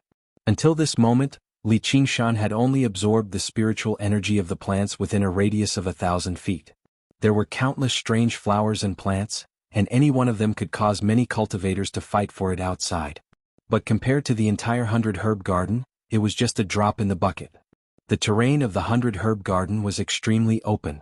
In order to adapt to the growth of different plants, there were mountains, valleys, plains, deserts, lakes, and rivers. Although Li Qingshan was the master of the Devil's Domain and sat on the boundless Devil's Domain, he couldn't help but sigh at the depth of the Plenitude Sect's foundation. So what if a few true disciples died? As long as the 100 Herb Garden existed, there would be an endless stream of new true disciples. And for the current Li Qingshan, it was equivalent to an endless stream of enemies. Therefore, the 100 Herb Garden had to be uprooted, and it could also be used as food for the enemy to strengthen his strength. There was a saying in the art of war, eating an enemy's bell is equivalent to eating 20 of mine. If you are afraid of one stone, you are equivalent to eating 20 stones. And the most important thing was that this power didn't come from the devil's domain, so it wouldn't be easily detected by the guy in the sky. Only then would he have a chance to swallow the plenitude sect while the enemy was unprepared. Of course, the 100 Herb Garden wasn't that important, and the plenitude sect wasn't that important either. There were at least hundreds of sects in the mortal realm, one more or one less wouldn't necessarily affect the overall situation. Who didn't have a place similar to the 100 Herb Garden? If he had a choice, Li Qingshan didn't want to hurt Ruan Yaozhu. But in the plenitude sect, there was something he had to obtain. This thing would affect the fate of all living beings in the devil's domain, and even the direction of the future war. Very quickly, this incarnation's cultivation reached the peak. 6 tribulations, worldly immortal. His body was as tall as a mountain. Every time one's cultivation increased by a large realm, the amount of spiritual energy needed would increase by thousands of times. But in this 100 Herb Garden, it wasn't a problem at all. In fact, most of the garden was still lush and green. Li Qingshan didn't stop absorbing spiritual energy. Instead, he lowered his head and looked at Ruan Yaozhu. Yaozhu. He didn't open his mouth, but his voice sounded in Ruan Yaozhu's heart. It was like the howling of the wind or the shaking of the earth, but it didn't sound like a human's voice. Ruan Yaozhu's heart felt like it was dying. Hearing the voice, she couldn't help but look up. She met a pair of green eyes which also didn't belong to a human. At this time, Li Qingshan's face was no longer human. Instead, it was between a lion and a human. A pair of green antlers grew out of his thick black hair, standing tall on top of his head. But this appearance wasn't as terrifying as it was just now. Instead, it emitted some kind of mysterious divinity. It was like an ancient statue of a god that had been forgotten by people, sitting peacefully on the ground. In a split second, Ruan Yaozhu seemed to have forgotten the pain in her heart. She was immersed in that pair of green eyes. As the cultivation of the incarnation reached its peak, Li Qingshan's god's might and the way of the heavenly demon had also reached its peak. Not to mention that Ruan Yaozhu's mind was in a mess, she probably wouldn't be able to resist him even under normal circumstances. When their eyes met, Li Qingshan imparted to her the Qilan strategy of immortality from the 9 transformations of the demons and gods, as well as his various understandings of the way of nature after combining the core principles of the pure land of ultimate bliss and the evil earth of the devil realm to her. She was enlightened. Ruan Yaozhu groaned and frowned slightly. Qingshan, stop. Don't worry. I won't directly distort your mind. I'll just show you the true path. You'll still need to slowly understand it in the future. Li Qingshan only pushed her from behind, forcing her to see the true way of nature. Moreover, she had already accumulated enough experience. With this help, she could cross the boundary between immortal and mortal and reach the human immortal realm. When Ruan Yaozhu's expression calmed down a little, Li Qingshan stretched out his finger and gently touched her forehead, injecting surging spiritual power into her body. Ruan Yaozhu desperately shook her head and struggled. She was absolutely unwilling to accept this power. Using the plants in the 100 Herb Garden as her cultivation resources was simply stealing what she was guarding. However, Li Qingshan's god's might was like a mountain. How could she resist? She could only shed more tears of grievance. The 9-colored deer exclaimed, "Wait! You'll kill her." However, Li Qingshan ignored it. Instead, he continued to absorb spiritual power and imbued even more spiritual power into Ruan Yaozhu. Although a lot of spiritual power was needed to refine the yang spirit into the primordial spirit, it was nothing compared to the 100 Herb Garden. In an instant, the sky was filled with tribulation clouds and thunder rumbled. You're tuning in to the Han Li's Wuxia Adventures YouTube channel. We're so grateful for your support, and don't forget to subscribe to join us on this incredible journey through captivating stories. Your generosity through donations truly makes a world of difference, as it's the primary source of revenue that allows me to expand and enhance this channel for you. Thank you from the bottom of my heart for being a part of this adventure.